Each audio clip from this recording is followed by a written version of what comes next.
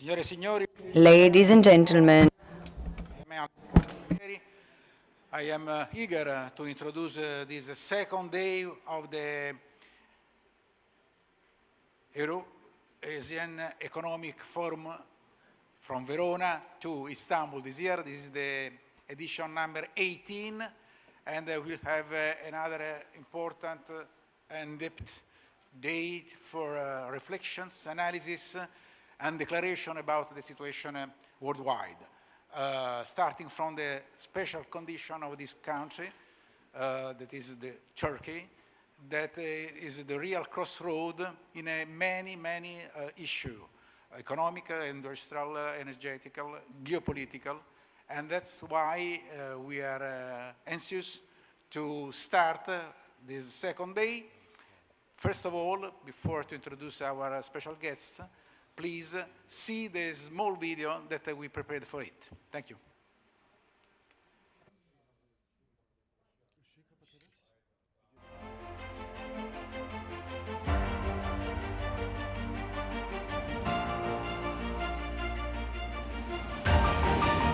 Eurasia is the world's main economic engine. Despite rising global geopolitical tensions, economic ties across the region are expanding, and cooperation among many Eurasian countries continues to grow. New international infrastructure, industrial and logistics projects are emerging, and trade between nations is increasing.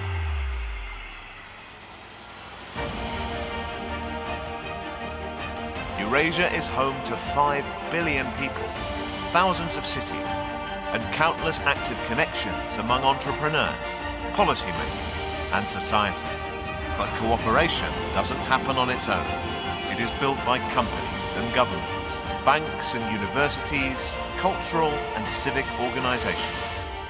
The Verona Eurasian Economic Forum provides a space for dialogue across many fields, bringing together East and West. Here, people from across Eurasia meet to strengthen economic and cultural ties and to promote collaboration. Welcome to the 18th Verona Eurasian Economic Forum.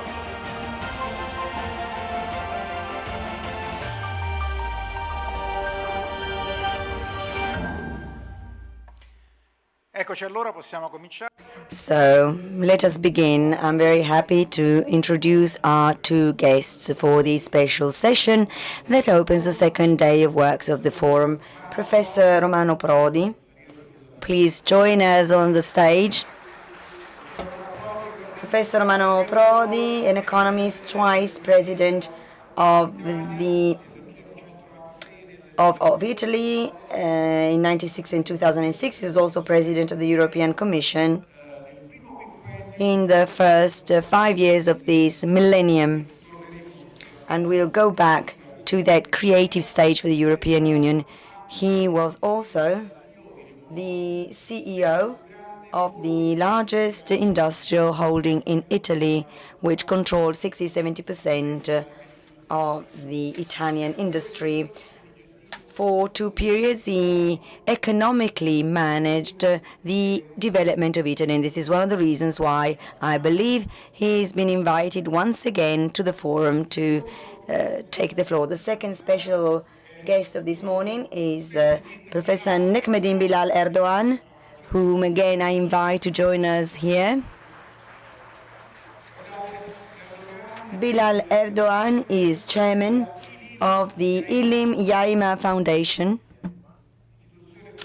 a long-standing institution with a long history here in Turkey.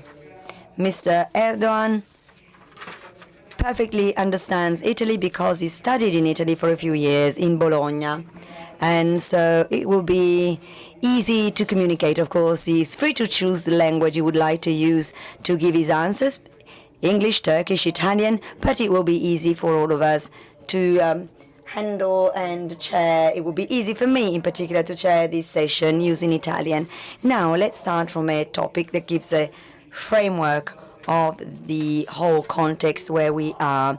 I am referring to the current situation of the world the context that we are dealing with at a complex time of different and stratified crises. The world is trying to find a turning point or the key to face the most threatening dangers. I am referring in particular to the relationship between the two economic superpowers of the world. We just a few hours before the end in South Korea of the much-awaited meeting between the American president and the Chinese president, President Prodi, has long supported the idea that any meaningful, relevant decision at the global level must and will depend on an agreement between China and the United States. So here's my first question, Professor Prodi. What do you think of how the meeting is going in Busan in South Korea? At the end of the meeting, both Trump and Xi Jinping claimed a successful meeting and claimed that the trade war with tariffs was getting to a successful solution. Well, first of all, thank you very much.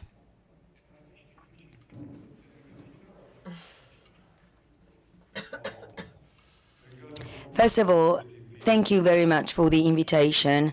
I am extremely happy to be here at this forum, which has always been a place of spontaneous freedom and of true dialogue. I'm also very happy to be here with Professor Erdogan. It's a great pleasure. Life is a bit odd, you know. I only found out this morning that he lived 100 meters away from a house in Bologna, and we never met. We're meeting here in Istanbul for the first time. So I'm very happy that this is happening. This is life. Coming to your question, one thing is clear. In recent times, the world is showing a strong dualism between the United States and China. We've seen a huge transformation in recent times. Based on the latest meetings, we can see an acknowledgement by the United States of the role of China. Now, this is an extremely important change. The day before yesterday, there was a meeting which was symbolically very important. If we look at all the comments, the first thing we read is that this is one of the rare cases where the main actors didn't make any declarations. It could be good, it could be bad, but I think it makes interpreting what happened even more complicated. The tariff war is calming down, not because they found an agreement, but because both parties realized that they both had such powerful weapons that they would damage the counterpart without gaining particular benefits. On the one hand, the weapon of rare lands, rare materials, solar power. On the other, the superiority of last generation chips. So the compromise has been found in postponing the confrontation. So this delaying, this postponing has been used as a tool to calm things down. And this is certainly a step forward, a tangible progress. On the other topics, well, they stated they wouldn't talk about Taiwan, which they didn't, but they also stated they talked about Ukraine for a long time. But there was no statement on this specific topic. My interpretation is that, but it's my own interpretation, because no statements were made, but my interpretation is that saying that they talked a lot about Ukraine is a positive step forward for a future agreement on the issue. But I'm being cautious here because we need to be very mindful of the words and language that we can use. They had planned the meeting for months. They finally did meet, and the intention is to meet once again next year.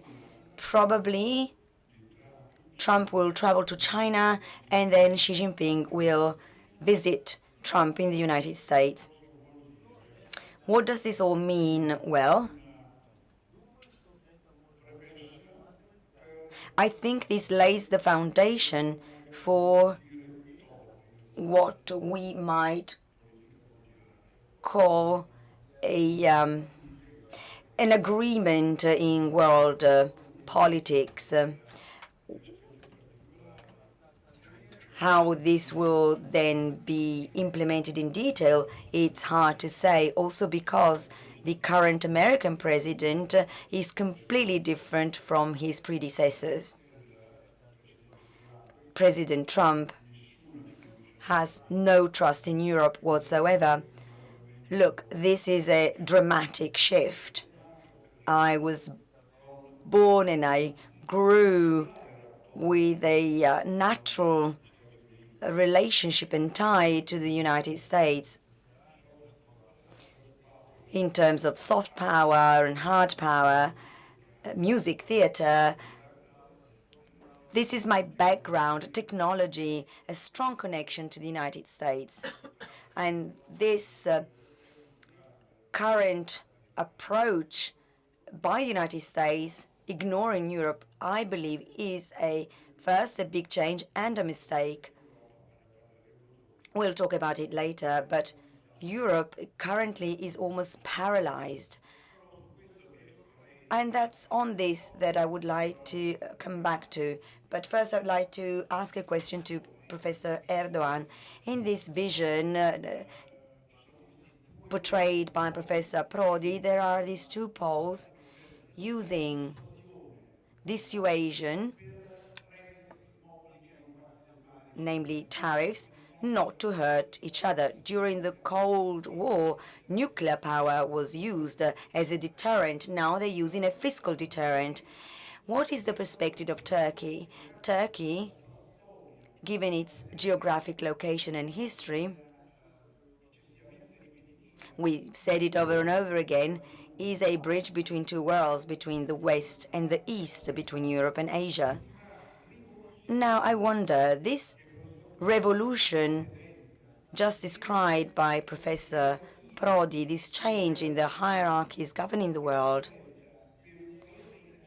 for a growing country like Turkey, a country that is becoming more and more central because it's part of NATO, because it's part of BRICS, because it looks at Squad.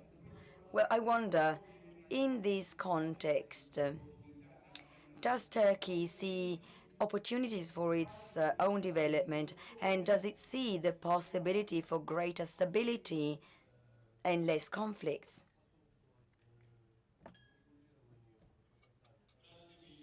Thank you very much, Professor Prodi,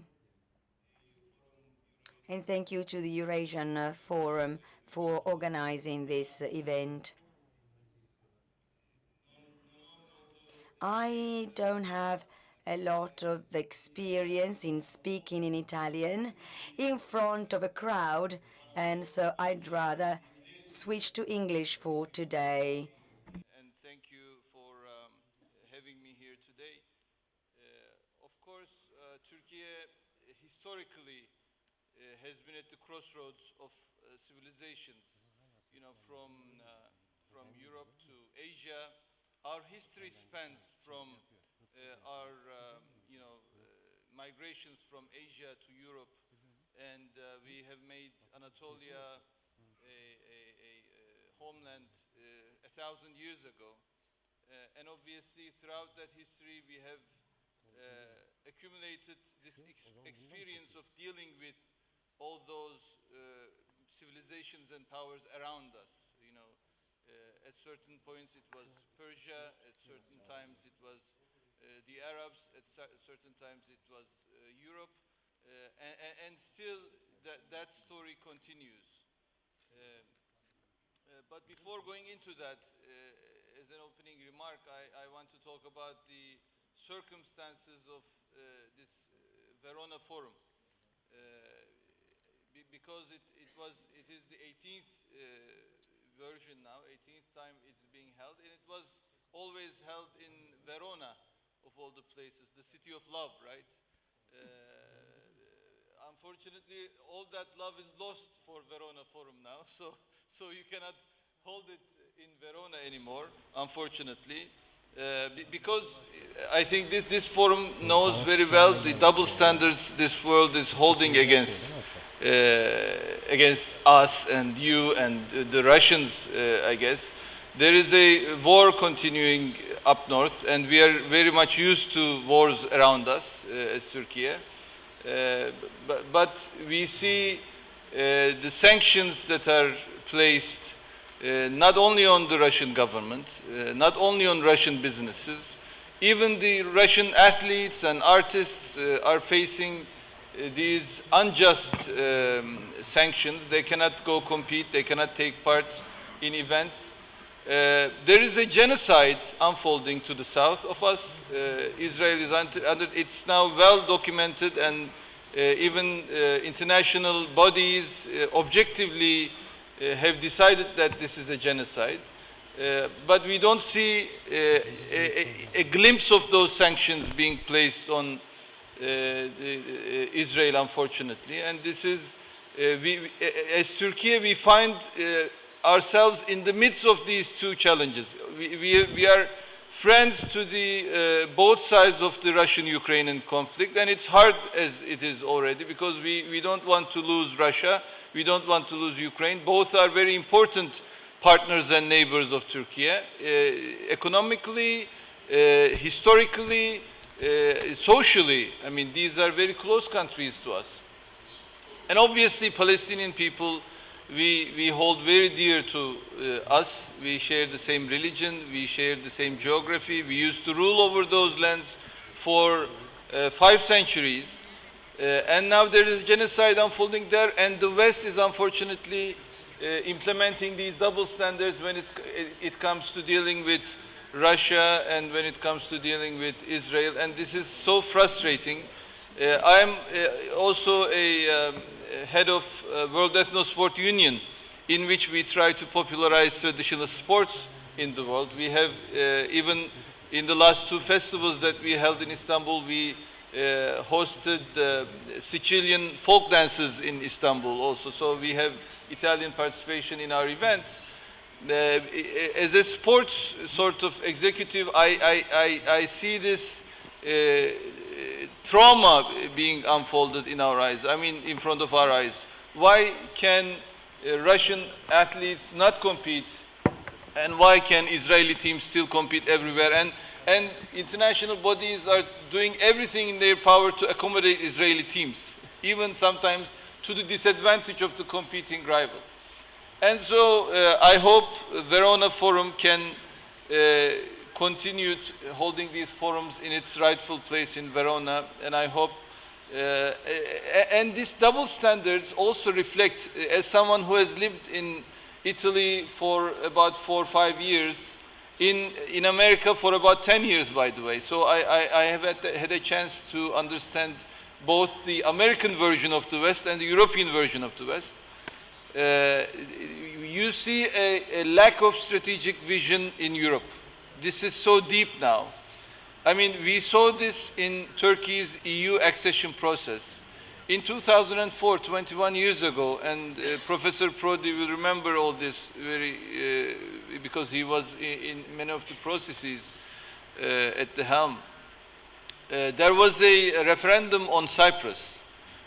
In Cyprus, people of Cyprus voted for the Annan Plan in 2004. The Greek Cypriots in the south said no Turkish Cypriots in the north said yes.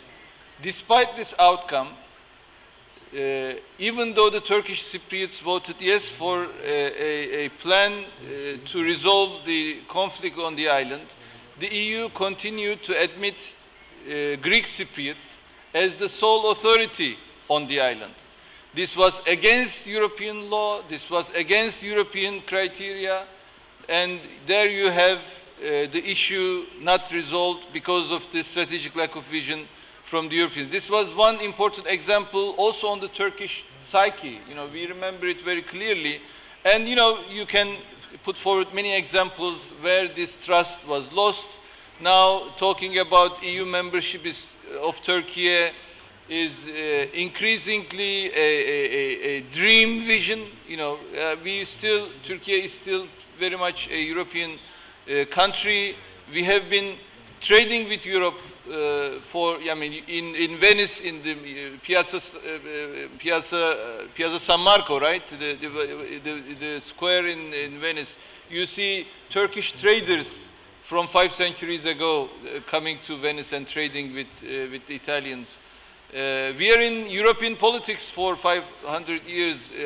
Ottoman Navy lived in Nice for 9 months during Suleiman Magnificent to protect the French from the Germans. I mean, so by every measure, Turkey is so much European, but because of this lack of vision, Europe is unfortunately limiting its future potential.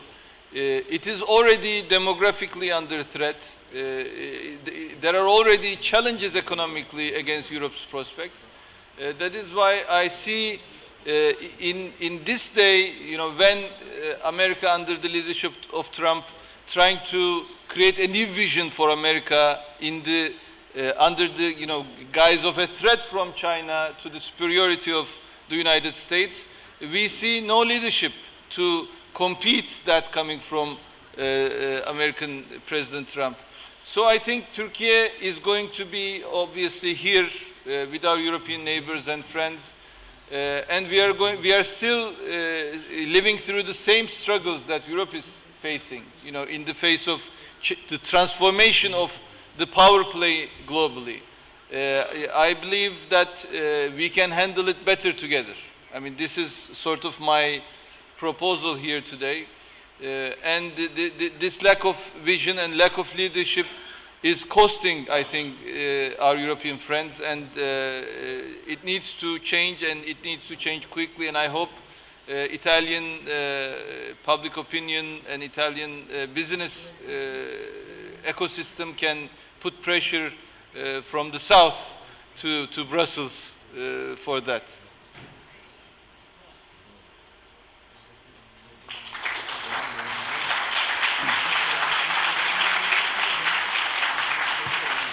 Come avete sentito, il professor Erdogan. As we've heard, Professor Erdogan has criticized Europe and its political leadership, especially in Brussels. When the euro was created and when the enlargement was performed under the Prodi Commission, I remember the debate on the possibility of Turkey joining the EU. Some people were leaving the door open to this accession, especially Professor Prodi, considering the importance and the relevance of our country like Turkey and the role that it could have played for the Europe, including 50 members back then, and some people were very against it. And Turkey in 2002, Europe closes its door to Turkey, then therefore Turkey will open up other doors looking elsewhere. And I remember very well this situation, and it actually developed just like it was promised. Turkey did find itself a space in geopolitical terms and economic terms without the European Union. So the question is for Professor Prodi, what happened in Brussels? What do I mean? So in the years when you were not there, choices were made that were absolutely not substantial, and then other choices were made that were very counterproductive. For example, 5 years ago, not 25, but 5 years ago, the EU could count on a strategic alliance that you mentioned with the American ally, in a strategic economic agreement signed by Macron and Merkel with China, and an extraordinary and stable and low-cost supply of energy from Russia. But within just 3 years, Europe was able to close all of these three agreements, and it damaged itself and its own security, especially in economic, financial, and energy terms, therefore damaging its own development perspectives. It's like as if the EU had performed a harakiri, a suicidal act. So what led the EU and the European Commission to doing such a harmful act? Well, this has been a progressive trend, one mistake after another, one step away after another. So it's difficult to define one moment. And I lived through this as a protagonist. I remember when it came to a dialogue to Turkey, my stand was very simple. We need to begin this dialogue, and it will require some time, but in the future we will get there. And I remember that friends from the Turkish TV would ask me, why do we need so much time? And the answer was very simple. Well, history had separated us. And so back then we needed to bring governments together, but not only governments, also people together. And then there were a number of international factors that brought about this very strong separation. Now, the situation is very clear. We are talking about an EU enlargement, but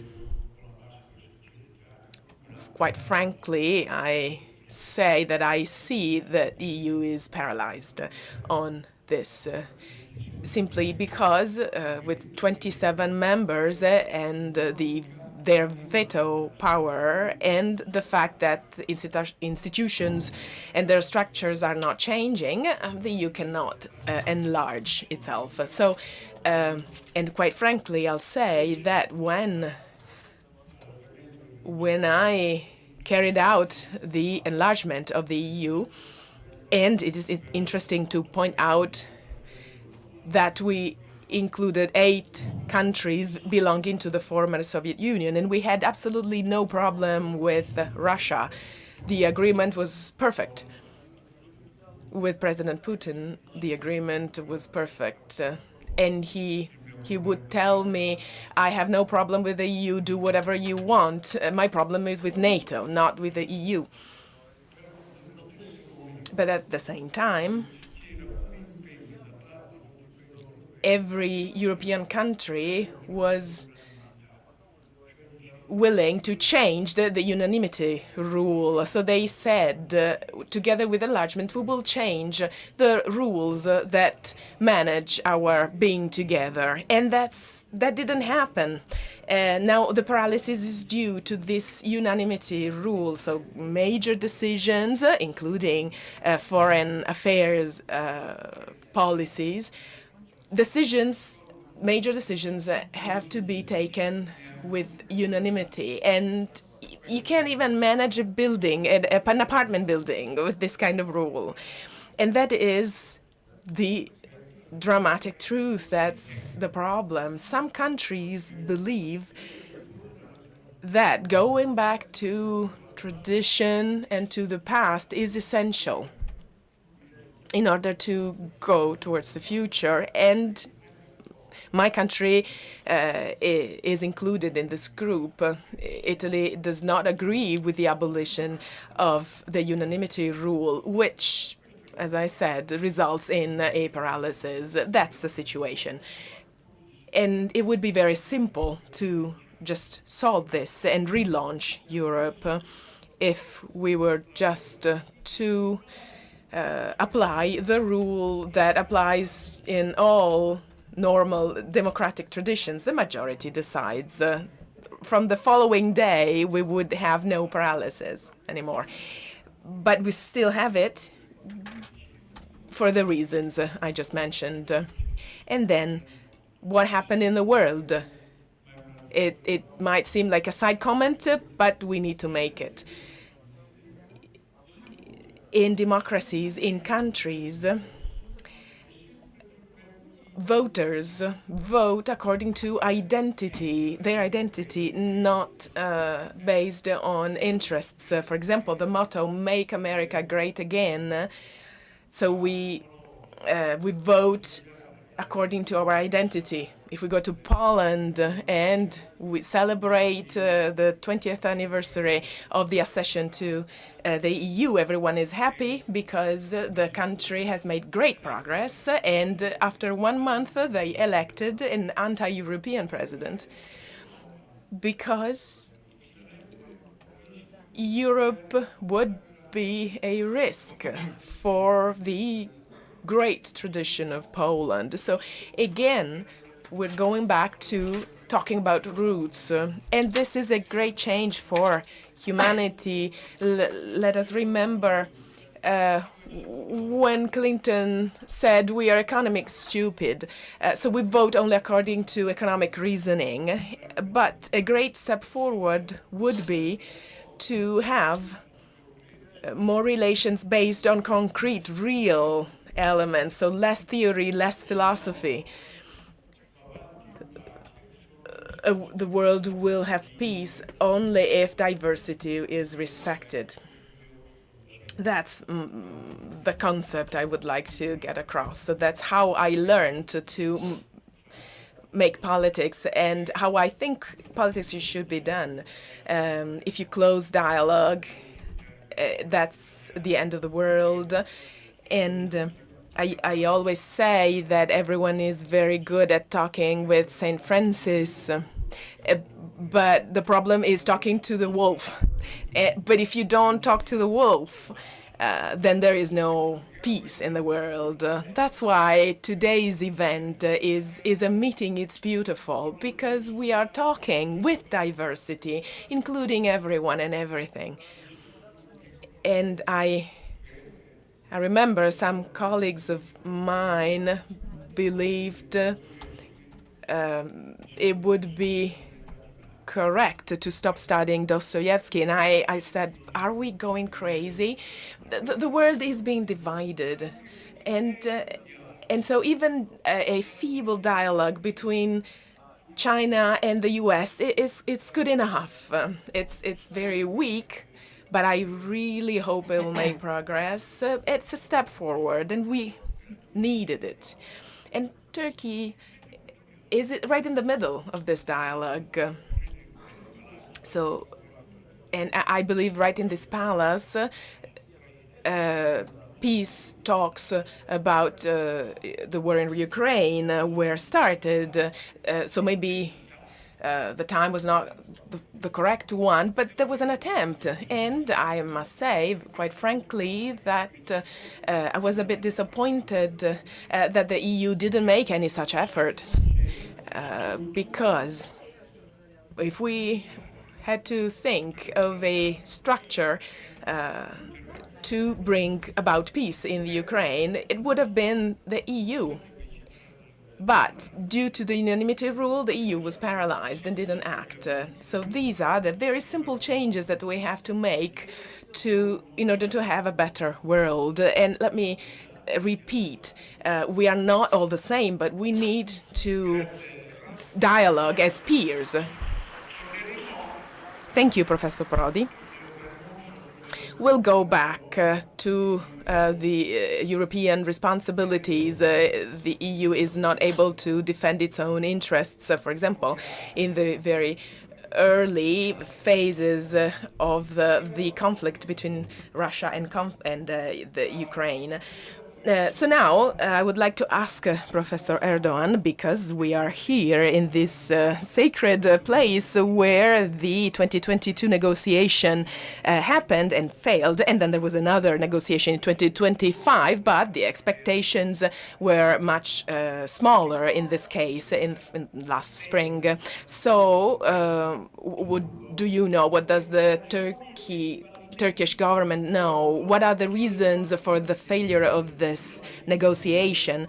So in April 2022, thanks to the works of Turkish diplomacy and government, it seemed that it was shared by both sides. So what was the obstacle that arose that could not be overcome and that has been coming over and over again in the last 3.5 years? Well, of course, I'm not a member of the Turkish government. I am an external observer. Can be obviously the talks in 2023, not in this building, but very near here on the Bosphorus, came to actually a very fruitful, very realistic conclusion. But from the public opinion and from what we have heard in Turkey is that Ukraine was pressured by some Europeans, especially Boris Johnson at the time. This is what we have heard and what is spoken about, is that Johnson pressured Zelensky not to accept. And I was recently in Georgia. I mean, this is to sort of support what has happened in Dolmabahce, very close to here, that Ukraine and Russia were very close to an agreement, and Turkey really did a great job there. Unfortunately, there was pressure on Ukraine because I think some saw this as an opportunity to weaken Russia, you know, from the European perspective. I don't understand why Europe would want a weakened Russia. The only answer historically is that thinking of Russia as always a constant threat to Europe, right? And the European Union, maybe we forget, I don't know, but this is what I studied at Johns Hopkins School of Advanced International Studies. Europe was founded on the principle of an ever closer union by making France and Germany so much intertwined in terms of all their interests, so that they will never actually threaten each other again, because they fought for so long. I mean, European wars were basically wars between France and Germany, and I just gave an example from 5 centuries ago. And the idea that these wars will be impossible if we make these countries so intertwined in terms of their interests. And this really was a great success. Europe Europe was successful for a long time, but at least we know that France and Germany probably very unlikely to go to war. I mean, nobody would question that, right? But after the First and Second World Wars, unfortunately, Russia was, the Soviet Union obviously was not thought of as, okay, how do we avoid another war between a European power and the Soviet Union or with Russia, was not thought through. And after the Cold War, my professor at Johns Hopkins, David Kaleo, was very critical in 2006 of European Union and NATO expansion to former Soviet republics. Because before then, in the first 10, 15 years of post-Cold War era, there were so many mechanisms to incorporate Russia into the EU mechanisms, into some NATO, cooperation, collaboration, etc. There were many dealings to incorporate Russia. So this was sort of remindful of what transpired between France and Germany. So you could argue by making Russia a part of Europe, an indispensable part of Europe, an indispensable part of West, because Russia is a Western power, right? Maybe we have forgotten that maybe throughout the last couple of years. But that wasn't, again, I might tie that into the lack of strategic vision from my first part of my speech.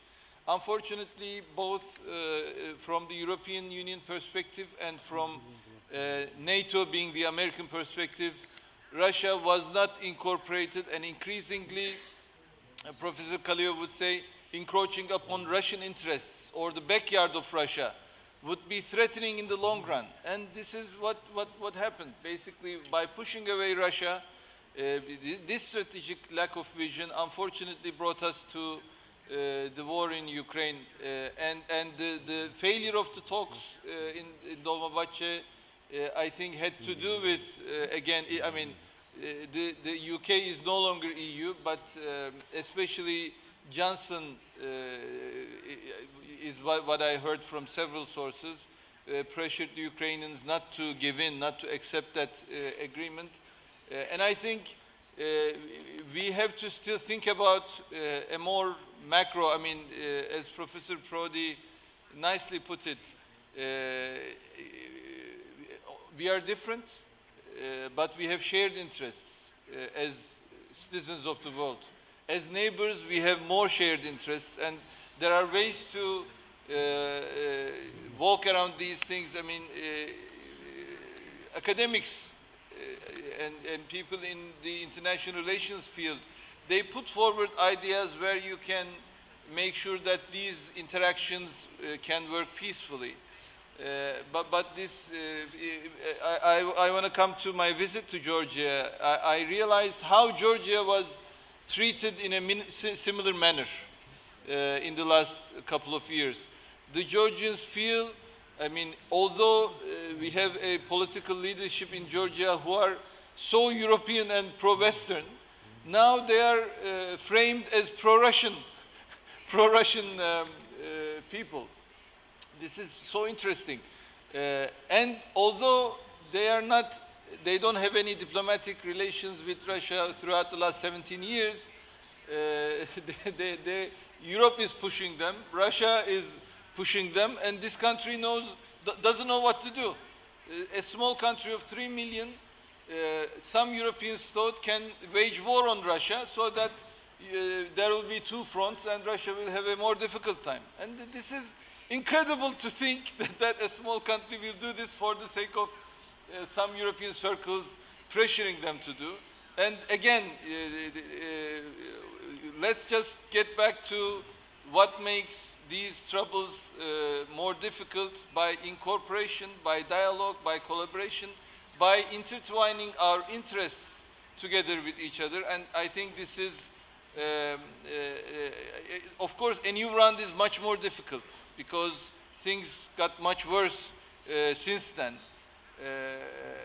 But that strategic vision has to be there, and I agree with Professor Prodi how this, Baltic states, in the case of Georgia, are making life very hard for Georgia. But it begs the question: what has the Baltic states to do with Georgia? I mean, they are so far away. Why can we not start from the closest to Georgia, right? Who are being affected? I mean, Turkey has the most to lose from EU's relations with Georgia, the most to lose from the war in Ukraine, the most to lose from the genocide in Palestine.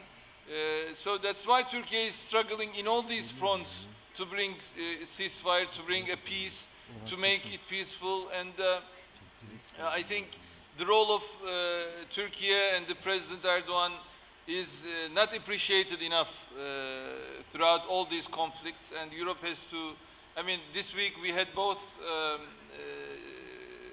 Prime Ministers from the UK and Germany in Istanbul, I think there is now a realization that Europe needs to work with Turkey more regarding these conflicts, and I hope that gives us a glimmer of hope for the coming years.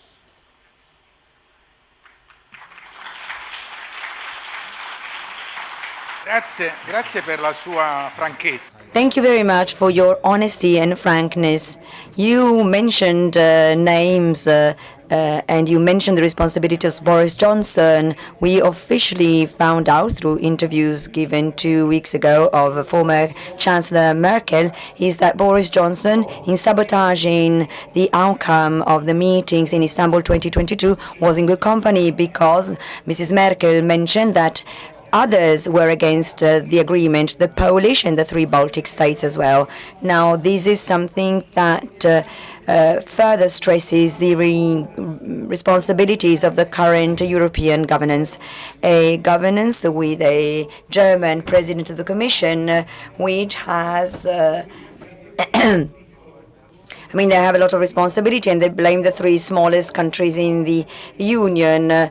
Estonia, Lithuania and Latvia have the most important responsibilities. With the agreement of the European Parliament, a commission was named that is completely unbalanced in terms of the interests of the European people.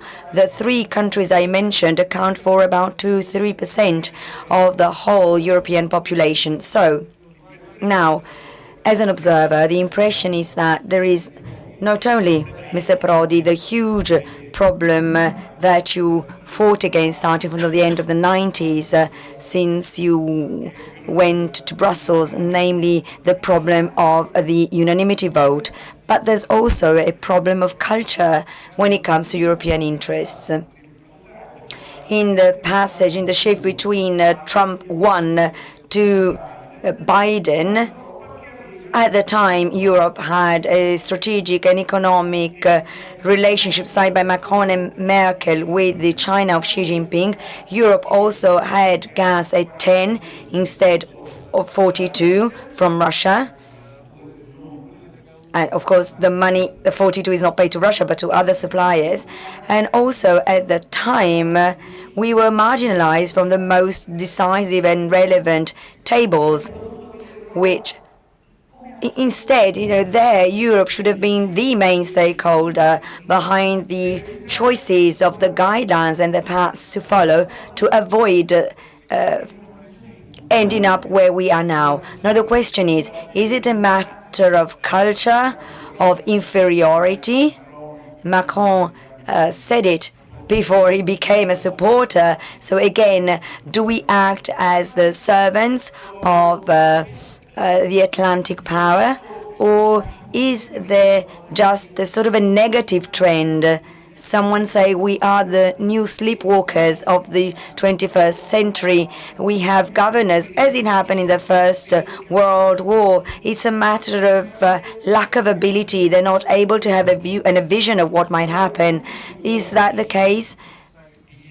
When Europe decides that it gives 800 billion euro for rearmaments at the global level. And, we know that the European Union was created to avoid any further conflicts, as was the case in the previous century.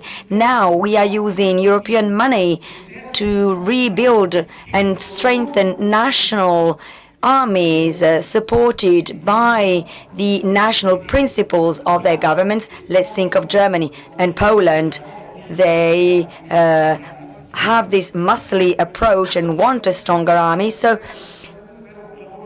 is there going to be is it going to have a boomerang effect for Europe? Europe was created to destroy nationalisms, and now we are supporting nationalism through rearmaments. It's quite worrying, right? Well, we are going backwards if we think of the original intention of the European Union.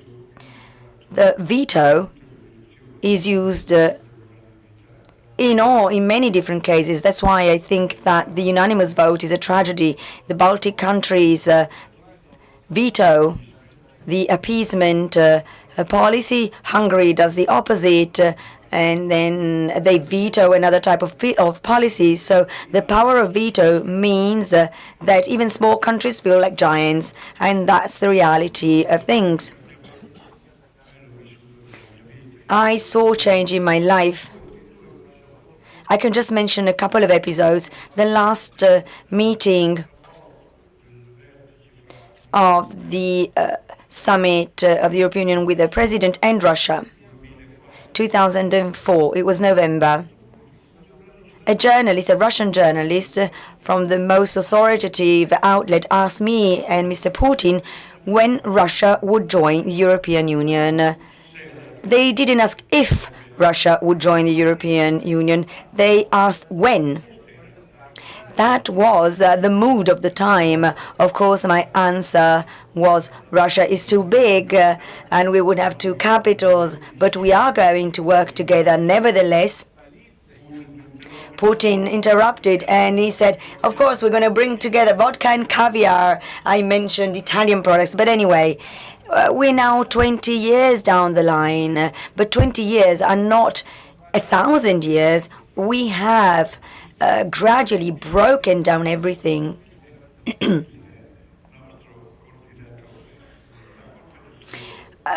I'm asked whose fault is it, well, I think that we had extremisms on both sides.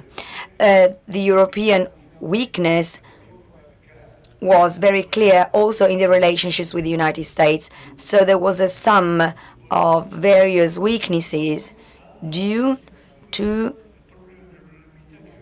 the problem of unanimity, as I said before. The reason is quite simple. We're not here to say it's Europe's fault. And I'm trying to be very straightforward. The European Union is a great success. It was great to bring together countries that were previously enemies, but nobody really likes the result. It's a half-cooked, half-raw bread. We need to cook it, put it in the oven, and instead there are some people who want to bring Europe backwards. Of course, the politics of the United States has also changed. I wasn't in line with President Bush, but he was European by definition. Even his jokes were European. Then Clinton came about. He did have a connection with Europe. Then we had Obama, and to him, Singapore and Copenhagen were exactly the same thing. So we started eroding a tie, and then Trump came. And Trump, of course, has put up a wall against Europe. Let's be clear, Trump only wants to talk to people who have full powers in their own countries. So, to Trump, democracy is something that is written in history books, but it's not something that is part of real life. It's not part of actual behaviors. So Europe is left to the sides by its historic ally, by the United States. And yet, I still strongly believe in the principles of Europe. I spent my entire life believing in Europe.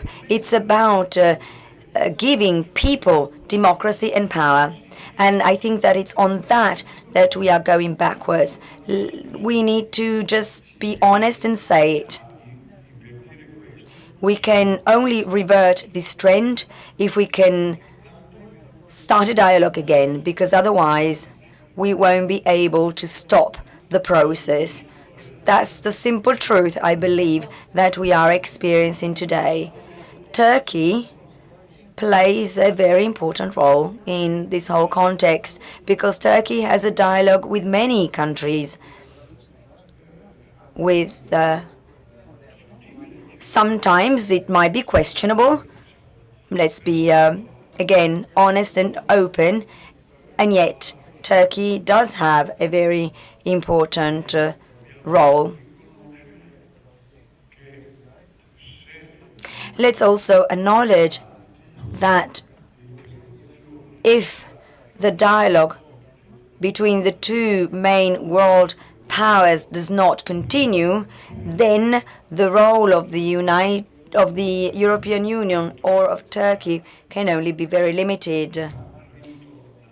The world is going back to the old bipolarism, I think.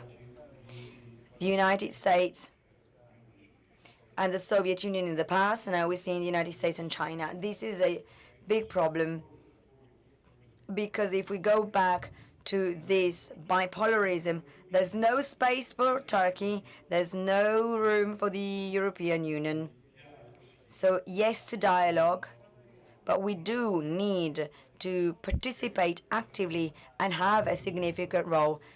Even in economic terms, the European Union is not that far away from the United States. Let's take the nominal GDP for whatever it's worth, but 24% for the United States, 18% China, and 18% Europe. I mean, we're not that far away. We're not really lagging behind. So we do have the right conditions to play a significant role. The problem is that we need to be aware of it and use this strength and power. Turkey and Europe should have a dialogue. It can be confrontational as well, but let's have a dialogue. Let's respect each other's differences. Fair enough, that's fine.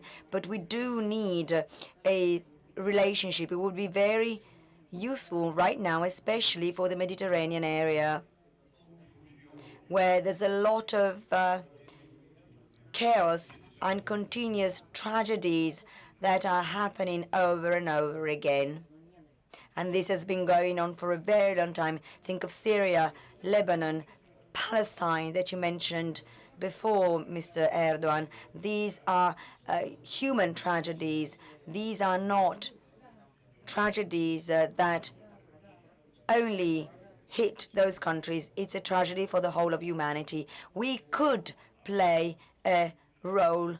We could cooperate. We haven't done it so far. And this, to me, is unfathomable. I just cannot understand why. Very quickly now, just another round, because we're getting close to the conclusions.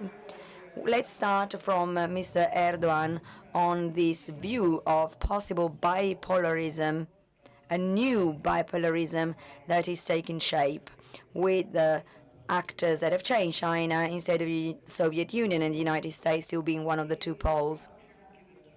In light of your critical assessment of the behaviors of Europe and the West in the last significant steps of the world history, my question is, in this context, how is Turkey located? It is member of NATO, and at the same time, Turkey is very well aware that the West no longer represents the majority of the world's expectations. So I think the bipolar world, if Professor Prodi indicated it's going to be similar to the Cold War. During the Cold War, everybody had to pick sides. I think that was very problematic. That was especially problematic for Türkiye, and we were on the NATO side, obviously.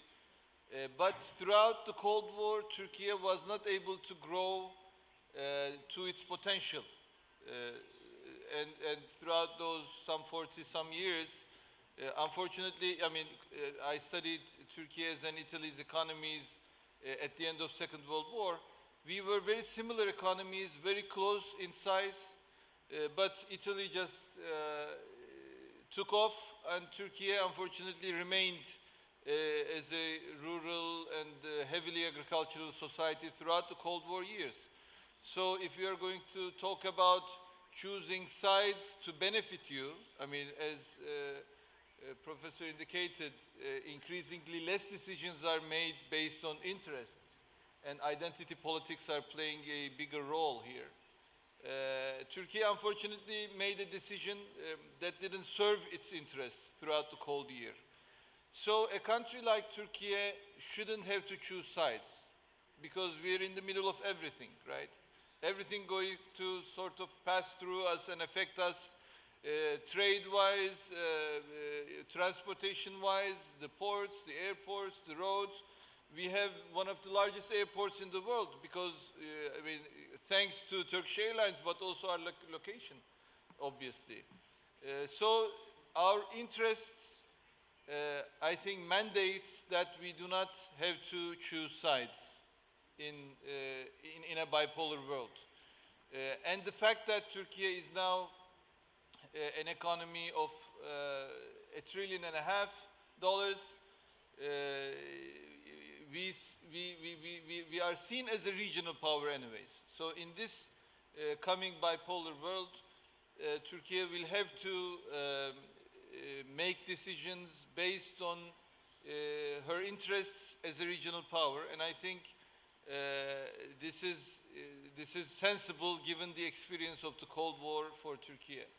But in terms of the EU's strategic vision, I think not only the EU is having governance issues, all international bodies are having similar governance issues because of these dynamics of the transformation from a unipolar world to a multipolar or bipolar world. That is why if we can have a governance reform in the EU, we should have a governance reform in the UN as well. Turkey has been, under the leadership of President Erdogan, has been demanding a reform to the UN and arguing, the President always says the world is bigger than five. Just like the veto mechanism or a required unison in decisions in the EU, the veto power in the UN is blocking everything. The UN is not able to stop wars. The UN is not able to achieve peace. You know, other countries, I mean, Turkey was able to do something in Syria, not the EU, not the UN, right? And not the US even, because a regional power with close interests and the vicinity is actually more sensible to a real solution to any problem. That is why, and the genocide in Palestine too. I mean, the fact that the US has vetoed the latest UN Security Council resolution against 14 votes. I mean, this is incredible. This is the US against 14. And much of that 14 is also West and Western powers, including 4 members of the UN Security Council of the 5. So that is why I think to instill again a new power to these international organizations, obviously we need a rule-based international system again. We have lost that. And to erect a new rule-based international system, given the new circumstances of a bipolar or a multipolar world, I think the decision-making mechanisms have to be revised with representation of more continents and more civilizations. Let's say, I mean, 2 billion, close to 2 billion Muslims are not represented in the UN Security Council 5, right? So we can understand why Muslim world has been suffering through various infighting and civil wars and the latest genocide. And look what's happening in Sudan nowadays. I mean, there needs to be a representation of the Muslim world in world decision-making bodies. And obviously, I have to say this, I mean, although it's not one of our agenda items today, because it's so close to our hearts in Turkey, Israel has to be held responsible for this genocide. Not only at ICC or ICJ, it has to be held responsible by having to pay reparations for the Palestinians. I mean, to demolish all infrastructure for 2 million people, and then for Muslim countries to come to rebuild it. This is not fair. And because if the Muslim countries come back to rebuild it, Israel is going to demolish it again. So I think Israel has to rebuild Gaza. Even if it's $70 billion, even if it's $100 billion, Israel has to rebuild, pay for the rebuilding of Gaza so that they will not undertake this sort of genocide and crimes against humanity again. And I hope that we can agree upon these things because these are the minimum that makes us human. I think really I was going to talk a lot about culture going forward and you know, preserving culture and heritage and how it is important in preserving our humaneness, you know, with robotics and artificial intelligence. Increasingly, the question in movies is whether the robots or the AI is going to take over our livelihoods. But I think the problem is not that. The problem is we are losing our humane nature. Increasingly, we are becoming robots and we are making decisions based on algorithms that do not take their inspiration from our culture and our humane nature, which has to have compassion, right? Which has to have love in the center of things. And that, I think, increasingly is being eroded in this day and age.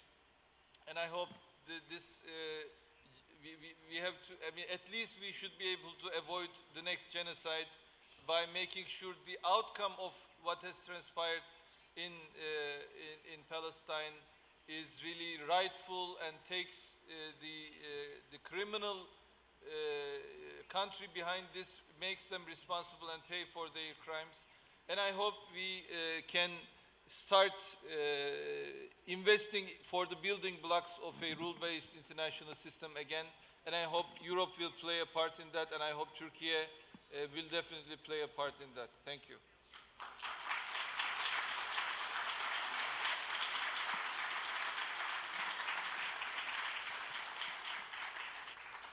Gli organismi sovranazionali sono decisamente... So, international organizations are definitely undergoing a crisis, and for sure the G7 has almost disappeared. And at the same time, more attention is focused on other groups, such as the BRICS. A few months ago, we saw the Shanghai conference organize a meeting including more than half of the representatives of the world's population. So the world the question is the same that we asked ourselves in 2008 at the beginning of the Obama era. Are we heading towards the end of the G7, back then G8 logic, and now we're heading towards a G2 logic, or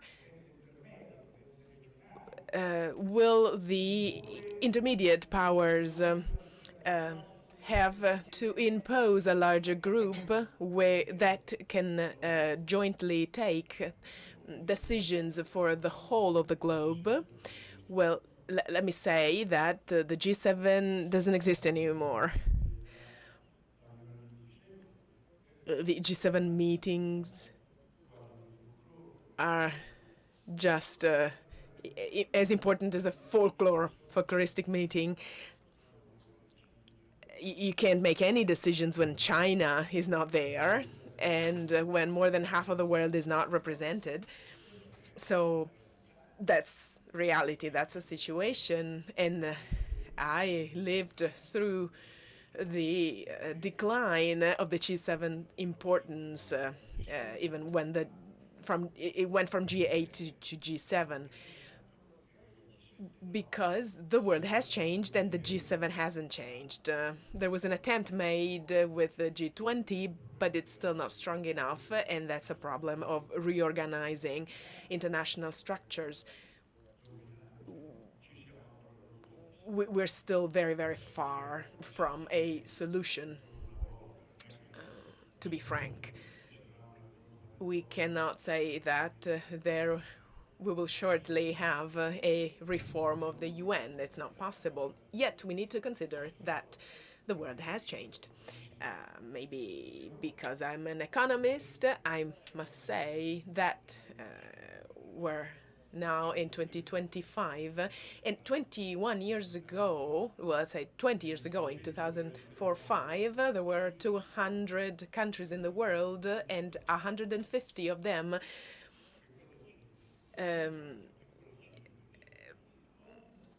traded more with the US than with China. Now it's exactly the opposite within the UN. So only 50 countries trade with the US and 150 with China. So the world is upside down from that perspective, and that must be taken into account by institutions. But up to date, the international institutions are not being replaced. They are declining year after year and not being replaced. So we are going back to a new bipolarism. Actually, we've never spoken, but we agree, because these are the facts. And when before I said that I'm happy we are having a dialogue, I meant it, because it is one thing to have a dialogue based on tension, and another thing it is to have a bilateral dialogue without tension, where there is a meeting and an actual discussion. So yesterday's meeting makes me happy, because that was a bilateral meeting where they had some talks, and that's already progress. But for now, I am seeing no further development besides that. And one last comment, Professor Erdogan talked about Turkey as a regional power, and rightly so. I think this brings about some tension in the relationship between the EU and Turkey, because Turkey has interests that are seen as divergent, and rightly so. But we haven't put into place a situation, an organism, a body where we can have a continuous dialogue. We should do much more in that sense. It would be a very powerful and useful tool, because Turkey is a regional power. Europe is too.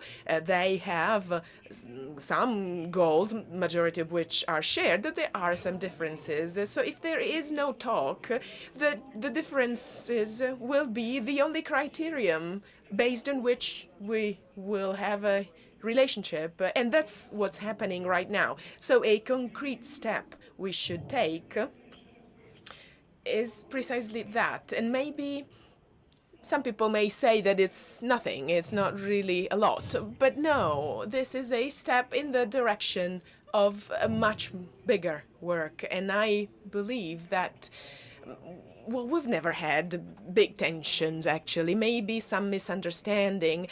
So after a period of, let's call them misunderstandings, we should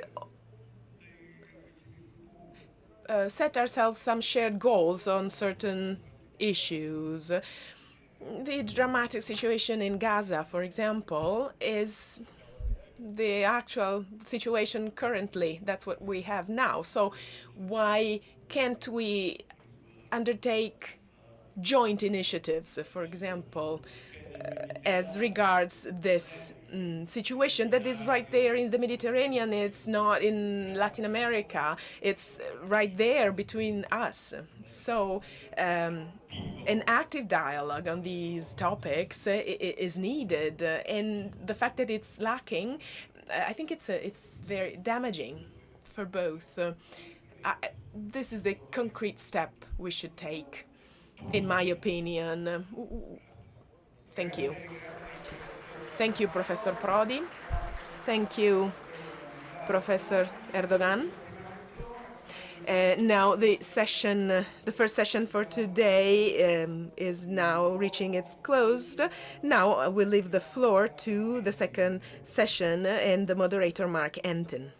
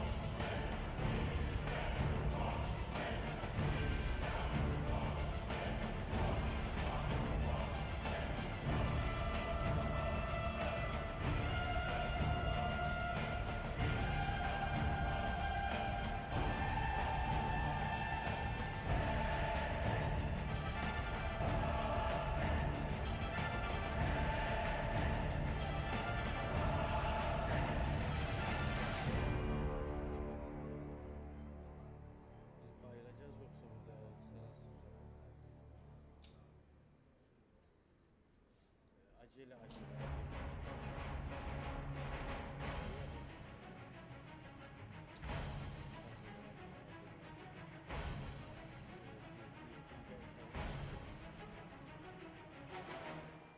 Ya geçmiş olmaz.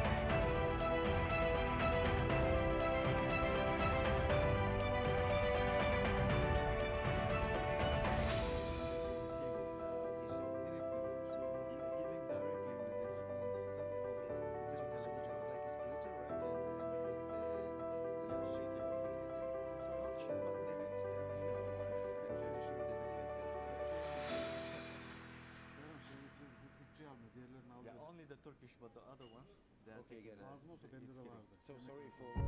Thank you very much. But he's saying if you need to record it, we have this game. If you have it, very nice. Just in case. All other cables are Thank you. Okay.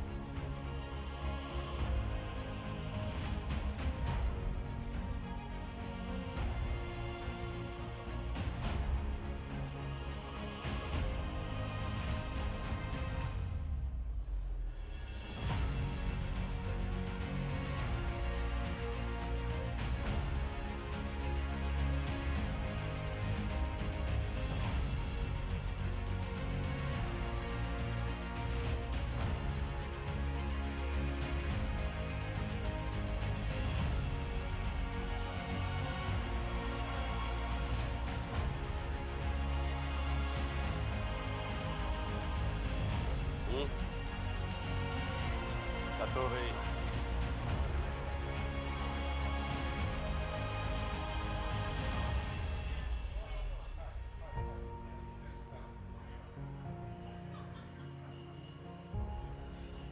Уважаемые коллеги, dear friends, it's high time to start the second session. Приглашаю вас на вторую. Dear friends, please take your seats. It's time to start our second session. I also kindly request the speakers of the second session to come up onto the stage.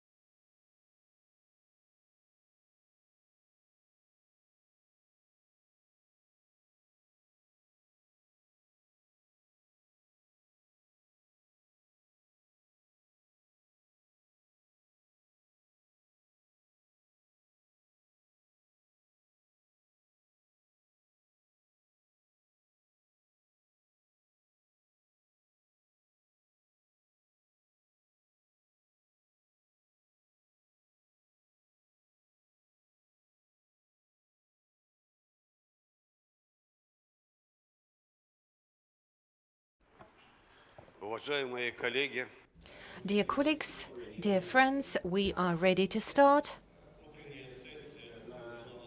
The morning session has apparently made such a big impression on all of us that it reminded me of a joke popular in the diplomatic community. As a person who has worked as ambassador of the Russian Federation to France for 5 years, ambassador of Russian Federation to Luxembourg for 2 years,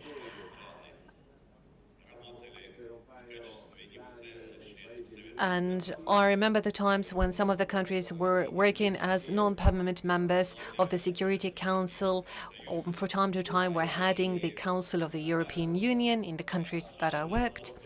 And this is the moment when we felt particularly acutely how our today's topic is particularly important for our continent and all other members. Now, why I wanted to mention the diplomatic joke. This session reminded me of a very old diplomatic joke, and the joke goes as follows. People were gathered at the conference, the people were representing different professions and works of life, and they started arguing which profession is the most ancient. Some of the women immediately left the room. Journalists said, what doubt can be there? The one paying decides on the conditions, and the construction workers got offended and told them, remember, at first there was chaos and we built this world order. And the diplomats laughed and told them, well, just let me remind you who led it all to chaos, who caused all the chaos of today's world. Well, the session we've heard yesterday were really exciting. We were talking about politics, construction, transportation corridors, energy sector. All of that is growing from agriculture. Just let's look back at the history of this planet. It all starts with agriculture and agricultural production.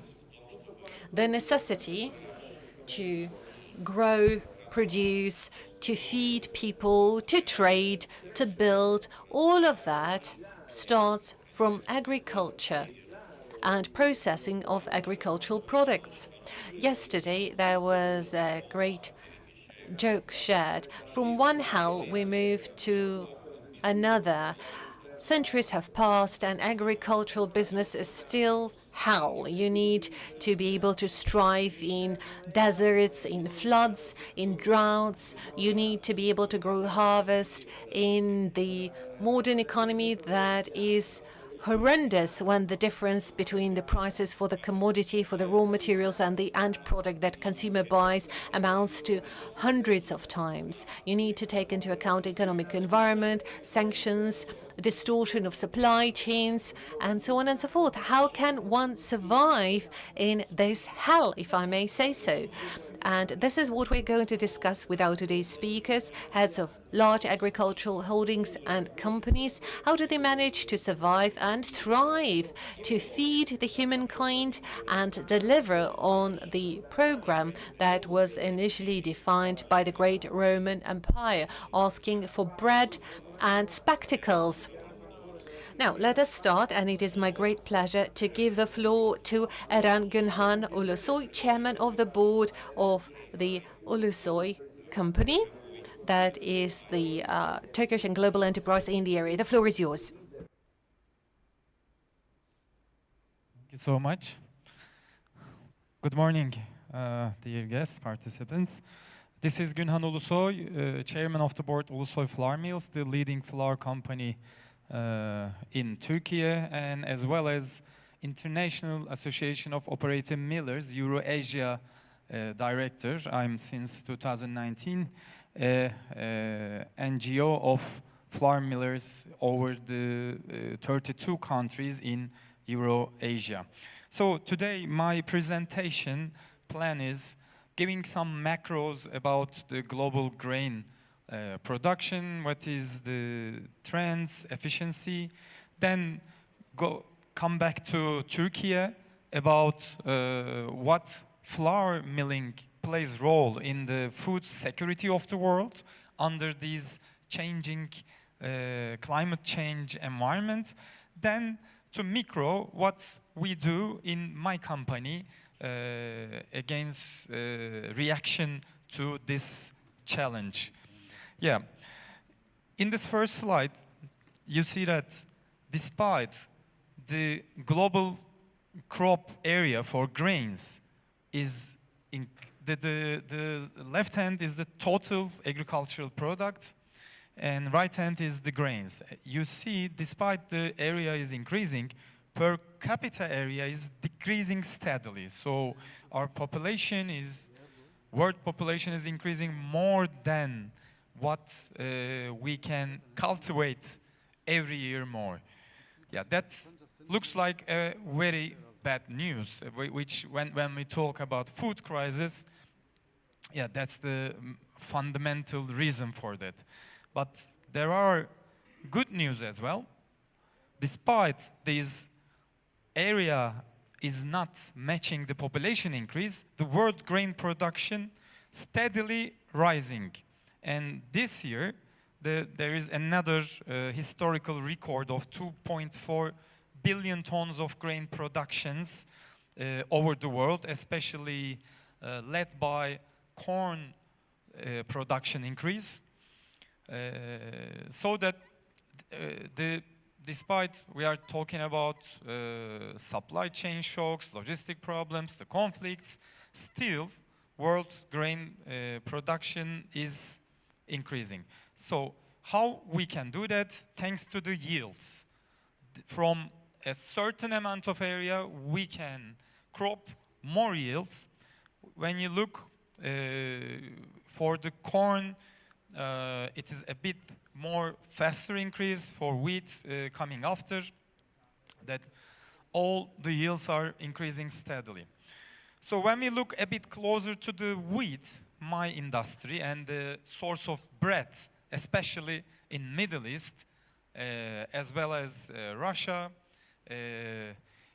the bread is the main staple food in the tables of people.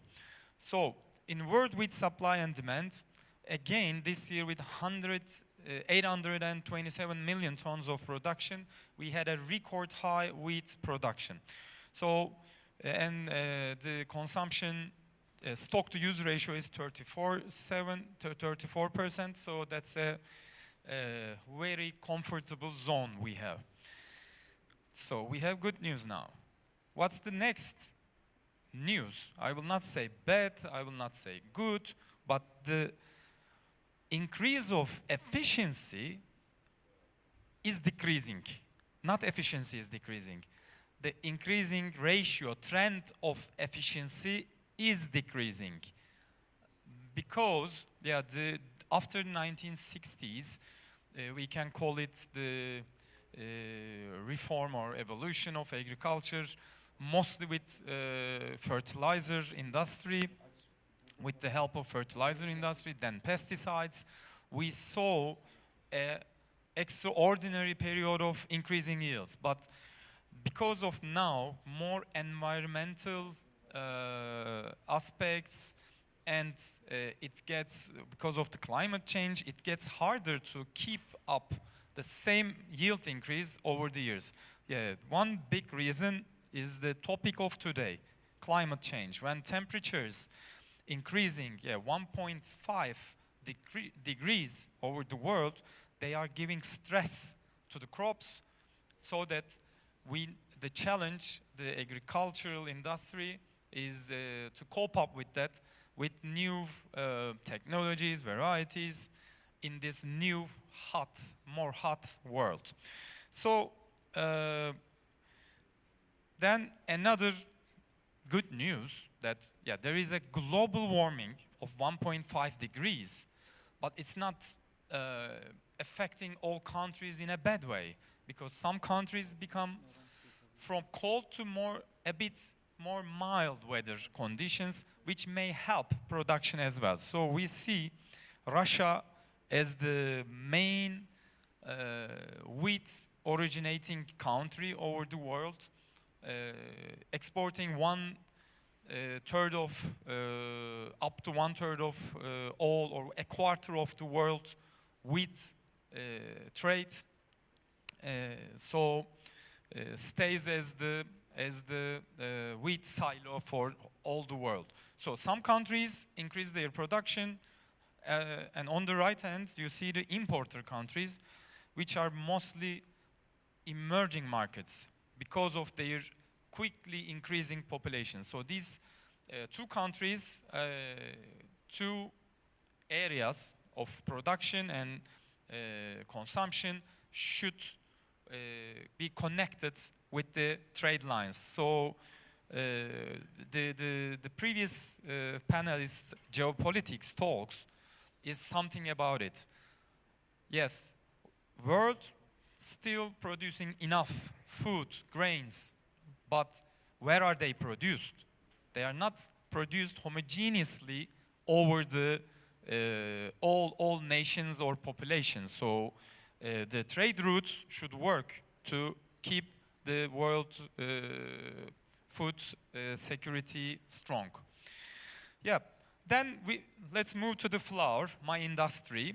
Yeah, the 60-70% of 65% of the whole wheat is used for wheat flour production, and just 10 to 15 million tons of it is traded between countries, because most of the countries are self-sufficient for flour production because it's a strategic, critical main food for the countries. So where it is exported is the countries who don't have enough wheat supply, who don't have enough energy supply to make production. So most of them are low-income countries over the world.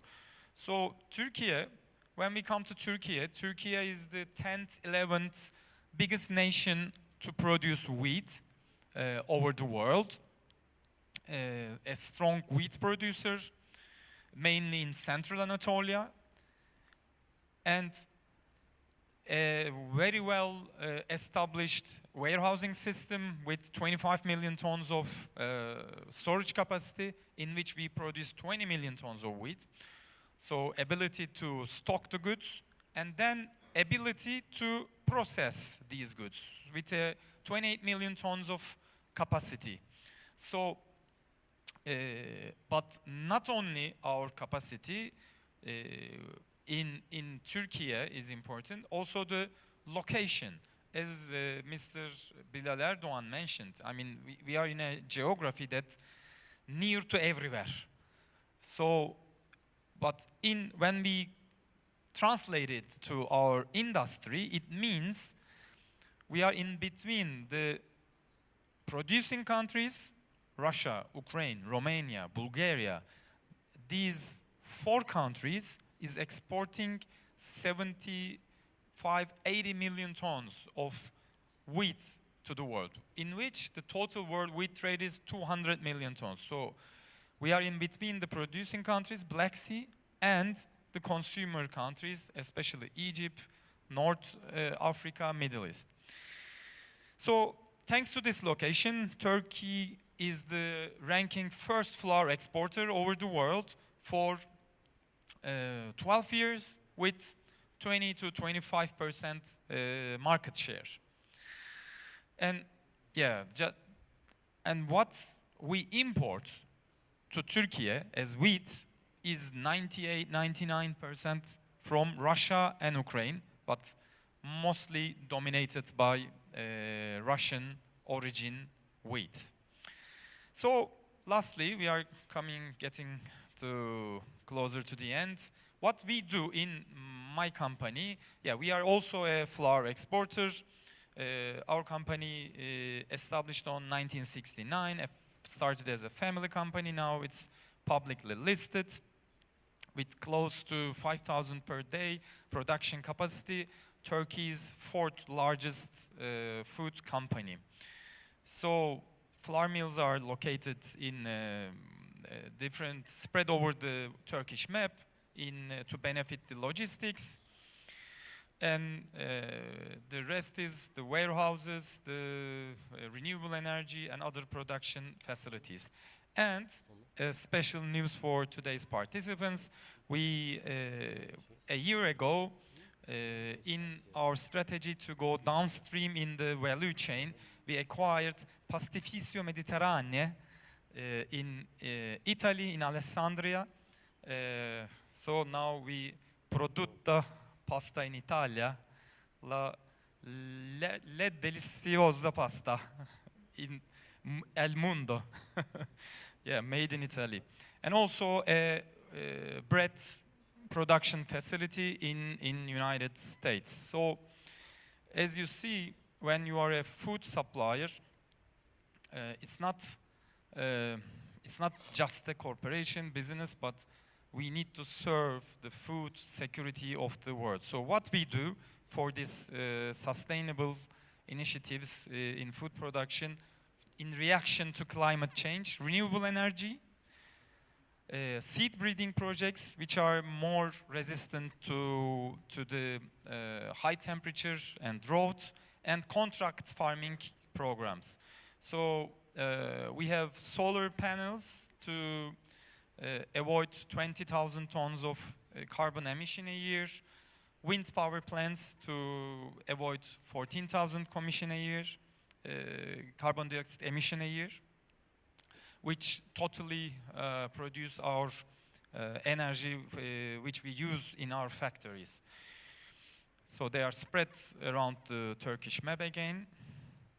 Yeah, the seed breeding project is done with a government entity for Field Crops Central Research Institute to produce climate resilient new species, and this species is produced, given to farmers in Turkey under our contract farming program to be produced with regenerative and the technological farming applications, because when you recall the beginning of the presentation, yes, good news, we cannot increase the arable land, but we can increase the yield. So the intersection now, the challenge is now to keep up,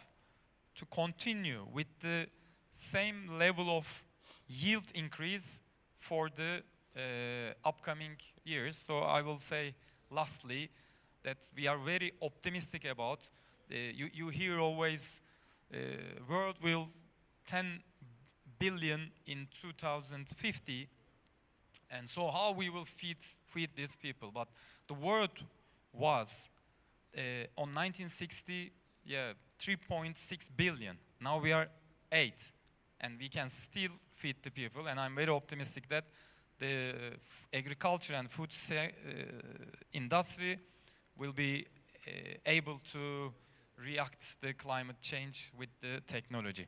Thank you so much.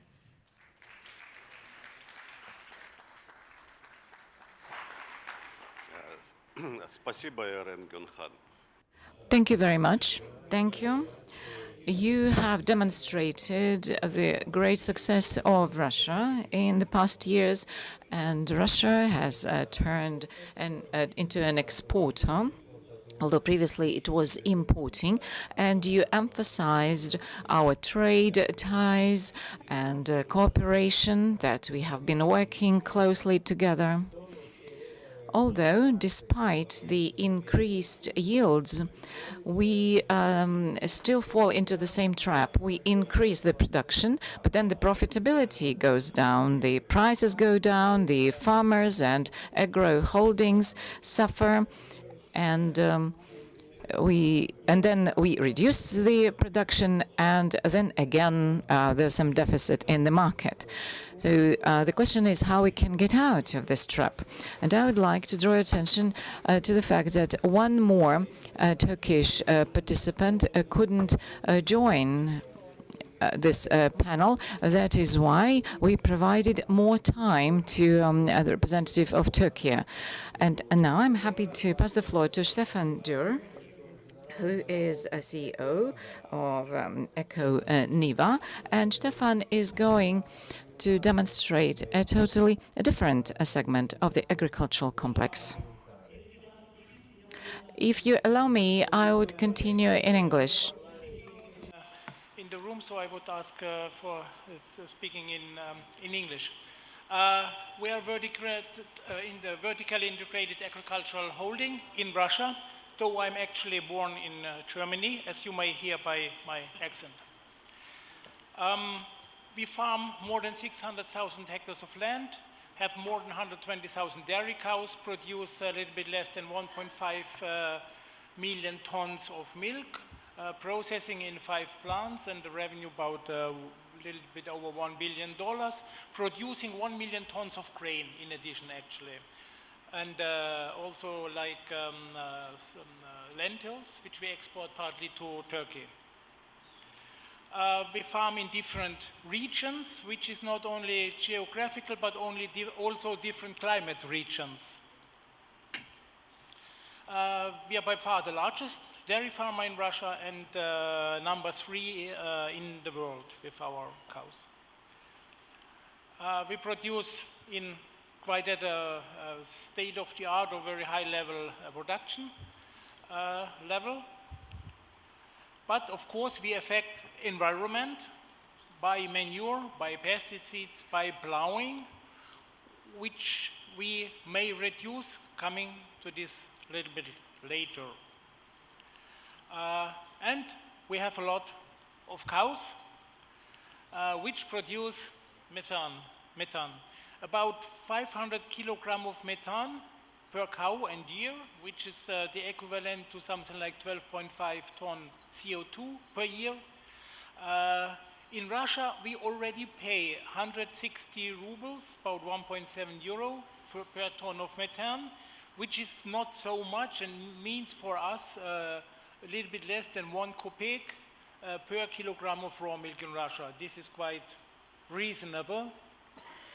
If we would pay for the CO2, like in Europe, which I think, if I'm right, the rate is something like 55 euros per ton of CO2 emission, then we would pay 650 euros per cow and year, which is about 4 euro cent or 5.5 rubles per kilogram of milk, which is already, would be a price or cost increase about 10-12%.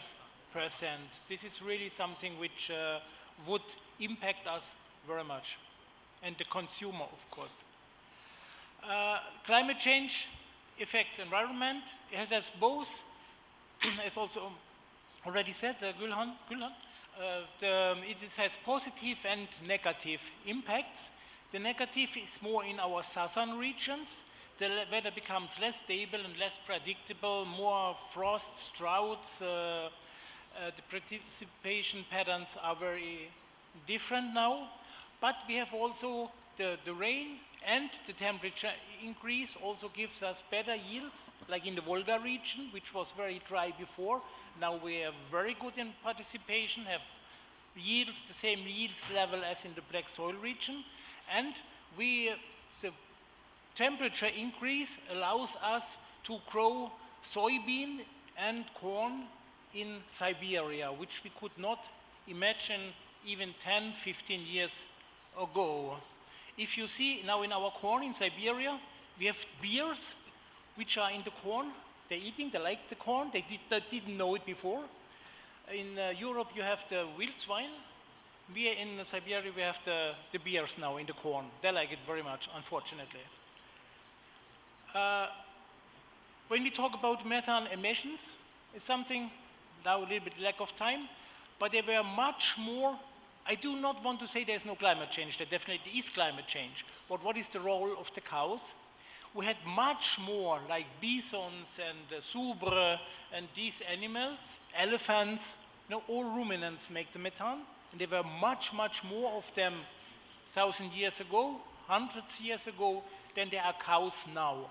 So to make the cows responsible for the climate change is a little bit maybe tricky. What do we do to minimize? Of course, we have to minimize the impact. We do input, for example, the manure into the soil, under the soil, to reduce the emission. We increase the organic substance very much. We do a lot of liming to increase the pH in the soil.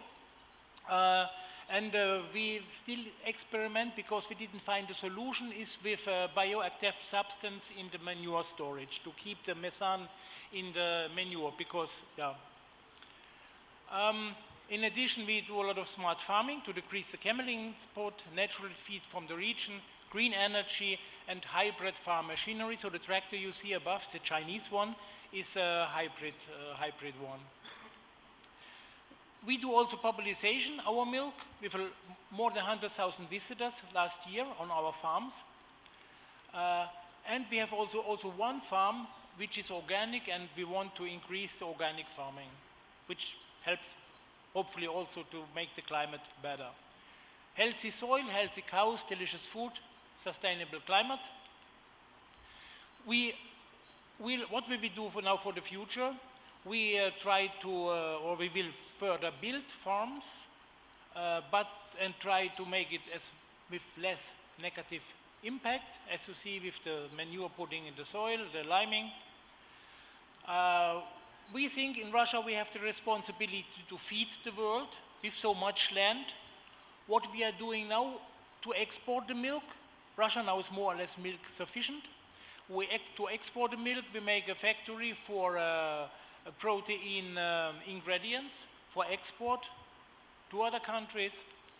And we grow a lot of legumes. As I said, it's peas, it's chickpeas, and it's lentils, what we like very much, and which we export also to a lot of countries, including Turkey. Thank you very much for your attention.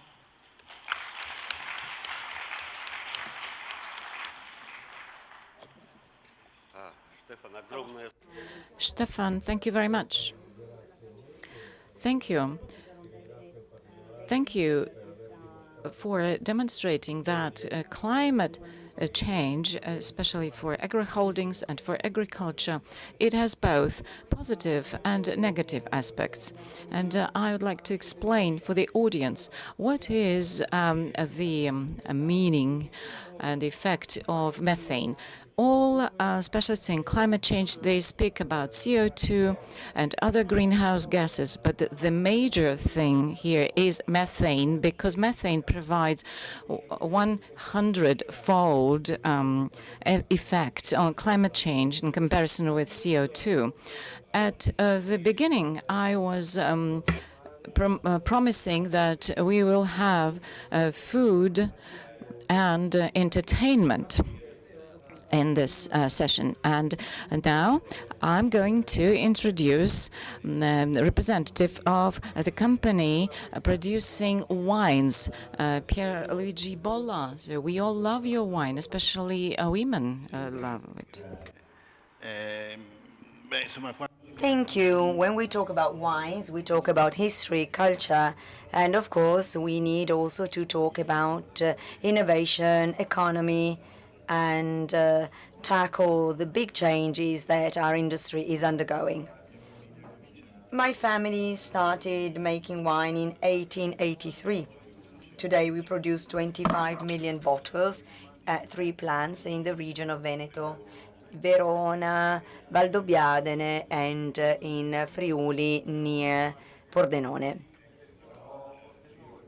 I will give you some information in general terms.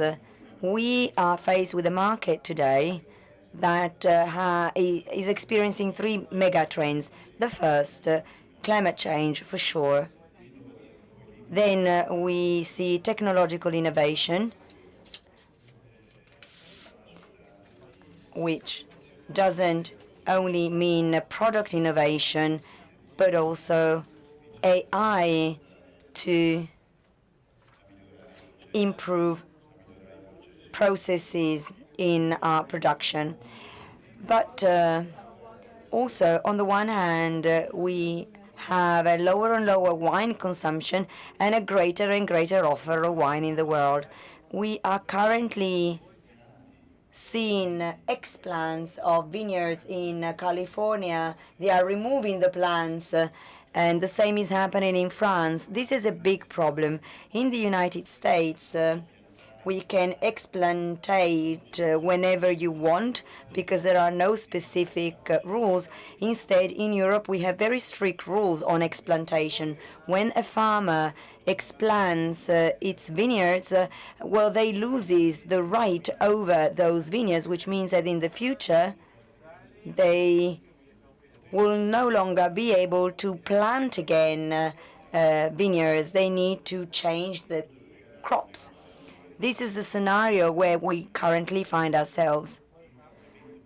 Climate change is a challenge that we tackle with realism, with a realistic approach. Unfortunately, it does have significant impacts on our industry. I remember when I was 12, 13 years old, and I would go ski with my uncle on the hills near Verona, the hills near Treviso. Well, now we don't see any snow at all.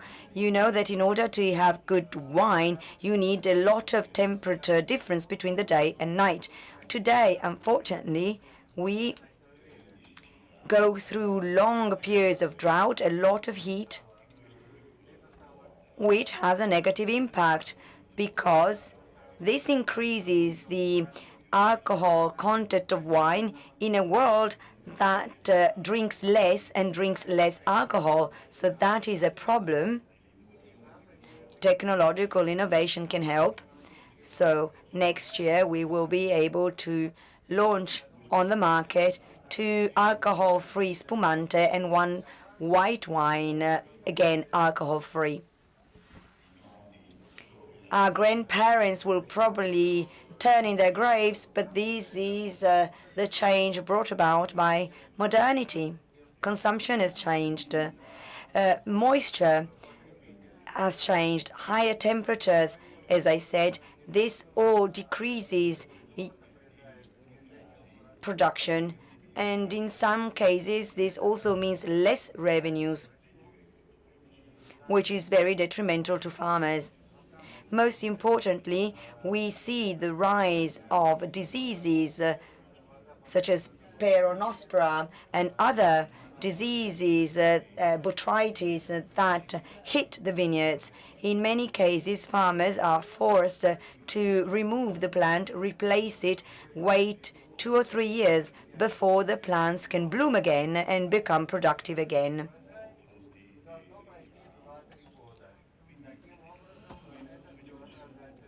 How can we behave in face with these changes? Well, we can try and bring our vineyards to higher lands where the temperature is slightly colder. At the same time, we can choose wine varieties that are more resilient to climate. In order to do that, we need to first change production rules and regulations. We need to change the laws because they were decided in Europe at the end of the 1970s when the conditions were different. Also, we need to change our traditions. There is a tradition and culture behind wines. There are conflicting interests as well. Think of private companies and cooperatives. So this is not going to be easy. It will take a long time. But if we want to safeguard our planet and improve sustainability, this is what we need to do. So we are committed to try and respond to the changed conditions. We are very much committed as producers. Thank you very much.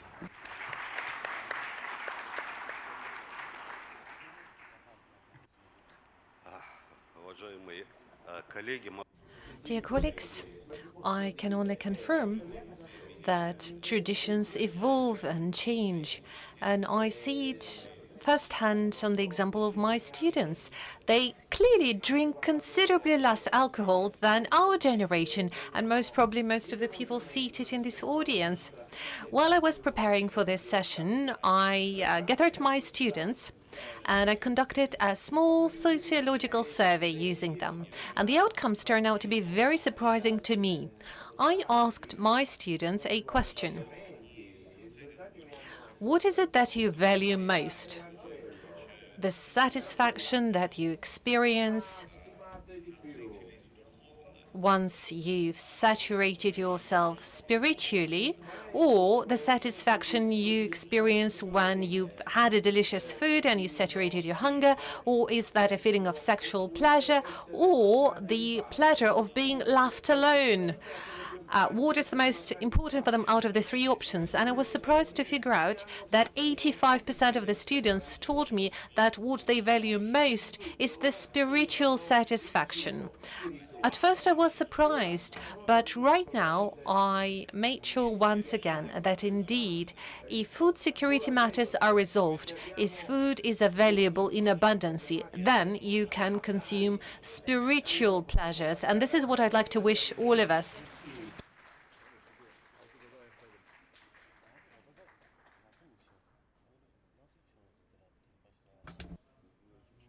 Наше самое главное. Но And our most important but brief session is now completed. Thank you very much for your attention.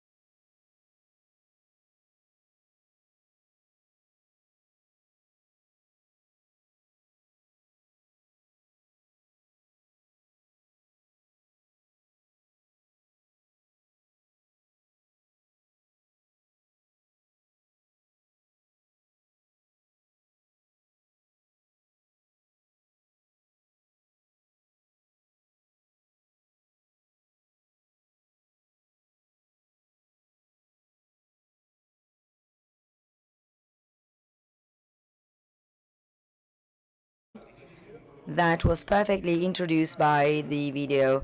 The topic of the session, you know, is the financial system between new technologies and global rules. Some say that finance is the only thing for which globalization still exists.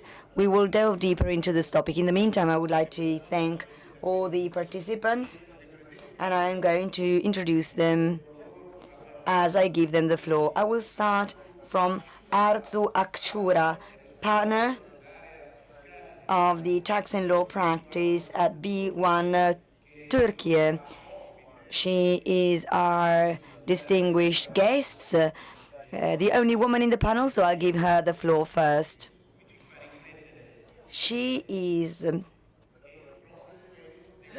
going to talk about tax, her field of expertise. How is the fiscal system changing in this new technological era and faced with these fast changes? Thank you. Thank you.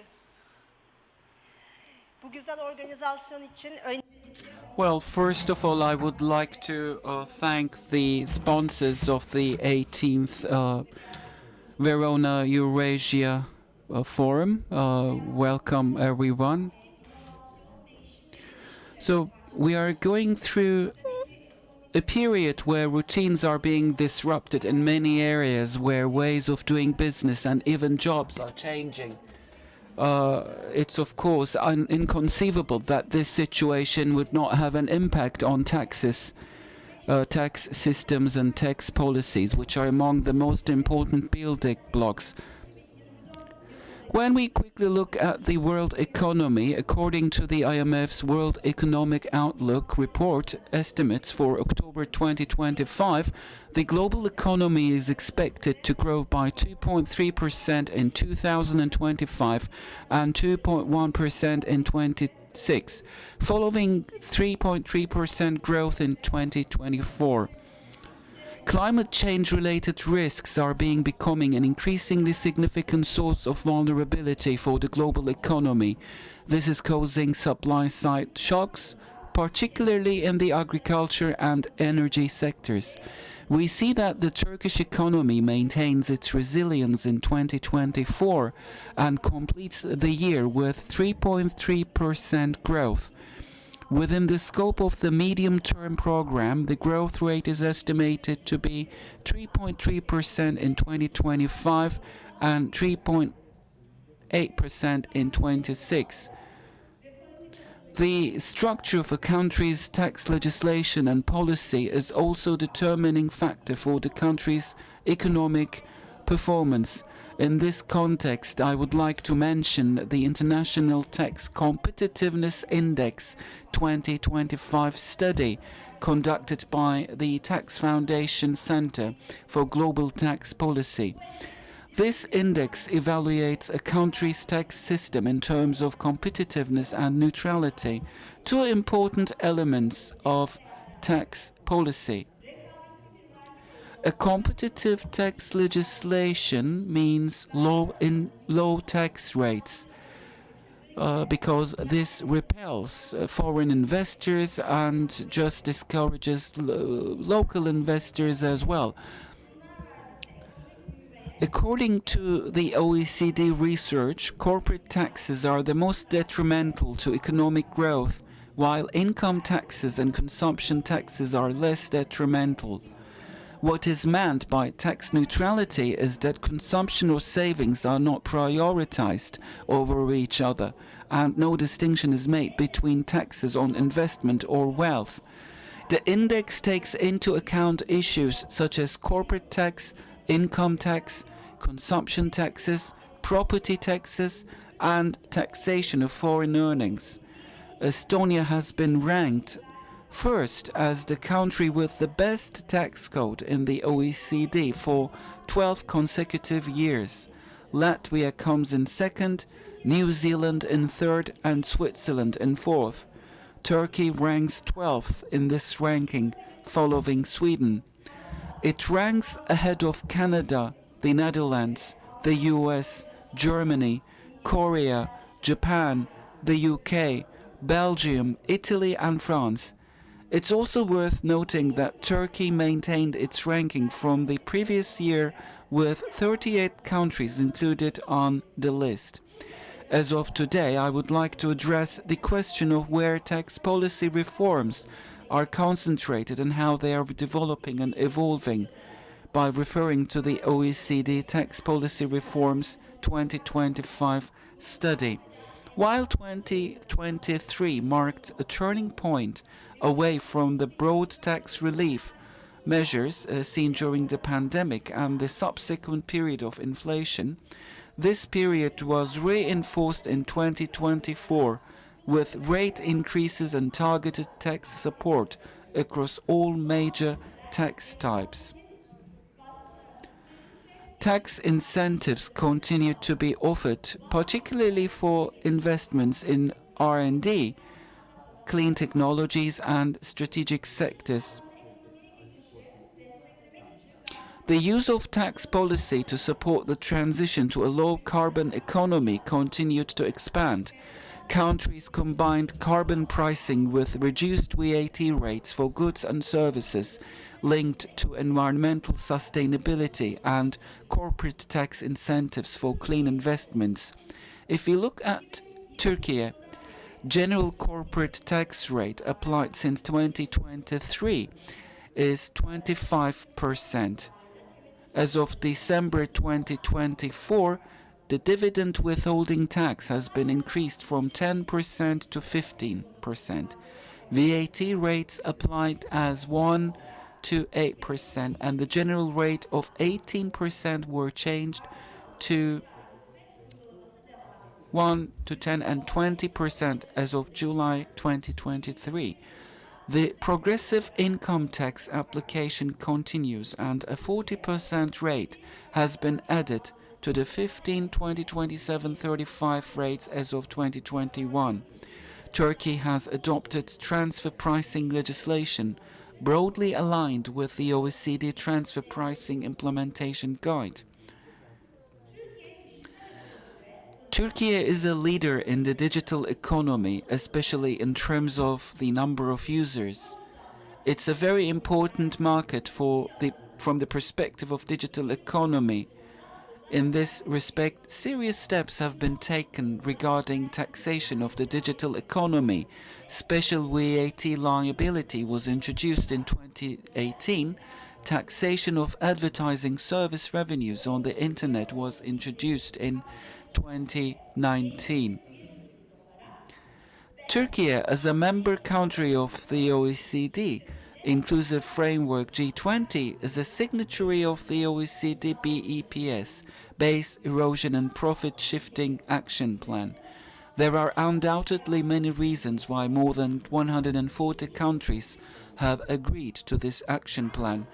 However, perhaps the most important are the taxation of the digital economy, aggressive tax planning, and the abuse of tax treaties. Countries' tax legislation and even double taxation agreements were inadequate in taxing the digital economy. Pillar 1 and Pillar 2, which I think everyone has heard of more or less, are new concepts that have entered our lives within the scope of action number 1.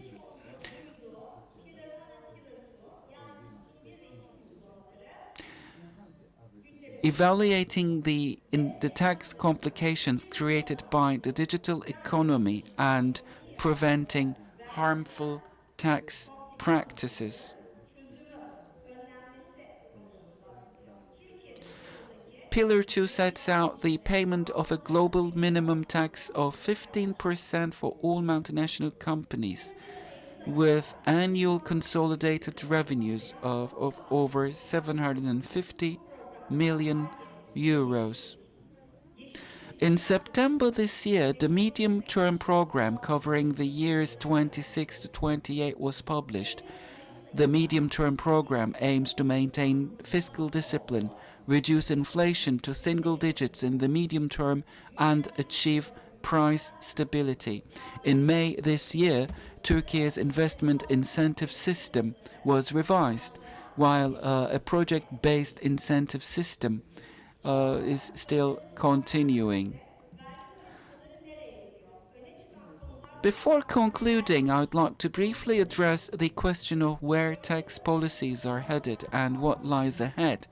There are four key concepts that stand out. Transparency is first. We can understand this from the reports and reporting obligations prepared by companies. Digitalization.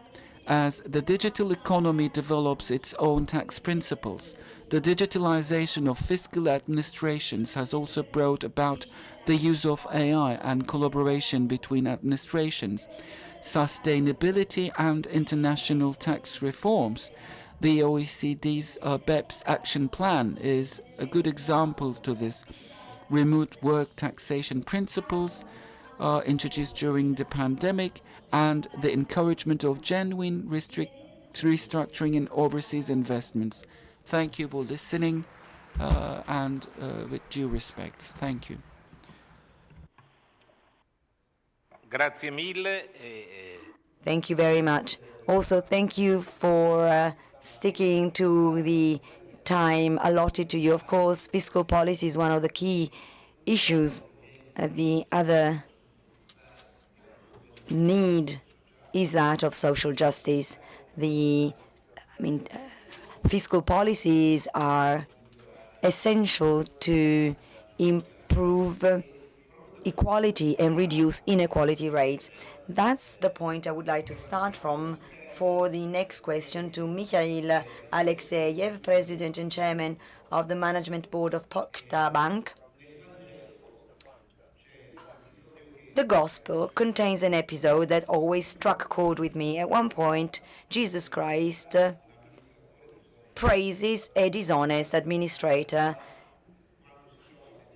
because when he's put under pressure by his boss, he calls people with debts and he cancels their debt. This is in the Gospel. So Jesus is talking about a dishonest person, and yet he praises the fact that he cancels their debt. Let's start from this question. Debt is a burden on the world finance. So this is the first issue. And then here's my question. AI is another big issue that weighs on global finance. Can you tell us your view on this? Thank you. Thank you very much. Yes, the debt issue is a very important problem for the world finance. And if we look at private debt and state debt and the international debt, and different estimates are that it is over $300 trillion US. And if you compare it with GDP, then it is 3 times as the world global GDP. I'm not going to evaluate or assess this fact because debt is a locomotive of economic development, and it is extremely important to understand how this debt is localized geographically in different regions. On average, if we look at state debt at the world level, it is at the level less than 100% of GDP, but there's a great diversity among different countries. In Sudan, for example, it is 222% of GDP, and in Japan, 230%. Sudan is a small country, and maybe it is a local, national problem. But if we look at the United States, there we see that their national debt has grown immensely within the past 20, 30 years, and it is over 34 trillion, and it is over 100% of their GDP. And if it goes on, then in 15, 20 years, the ratio might be similar to Greece. It is approximately 150% of GDP. This is a serious factor because the United States is a very significant country in terms of its size, and of course, it affects the world finance system enormously. Those sanctions that were imposed against various countries, including Russia, using various restrictions for settlements in US dollars, they do not promote respect for dollar as a reserve currency, and they also exacerbate lending and the reduction of debt in comparison with GDP. At the same time, in the emerging economies, the debt is much lower, and on average it is about 60% of their GDP, and in Russia it is 23% only. So this is a and also there's moderate debt in China and India, and there are very good prospects in this respect. So the situation is very much diverse across different regions, and we need to monitor the situation. I'm not saying that in the next year or 2 or 3 we are going to face serious debt problems, but in the mid-term perspective, we need to observe all this very carefully and monitor the current trends. Referring to the second part of your question, modern technology and AI-related technology. Yes, there's great interest because everything is interconnected and intertwined in the world, including debt and economic growth and securities market growth.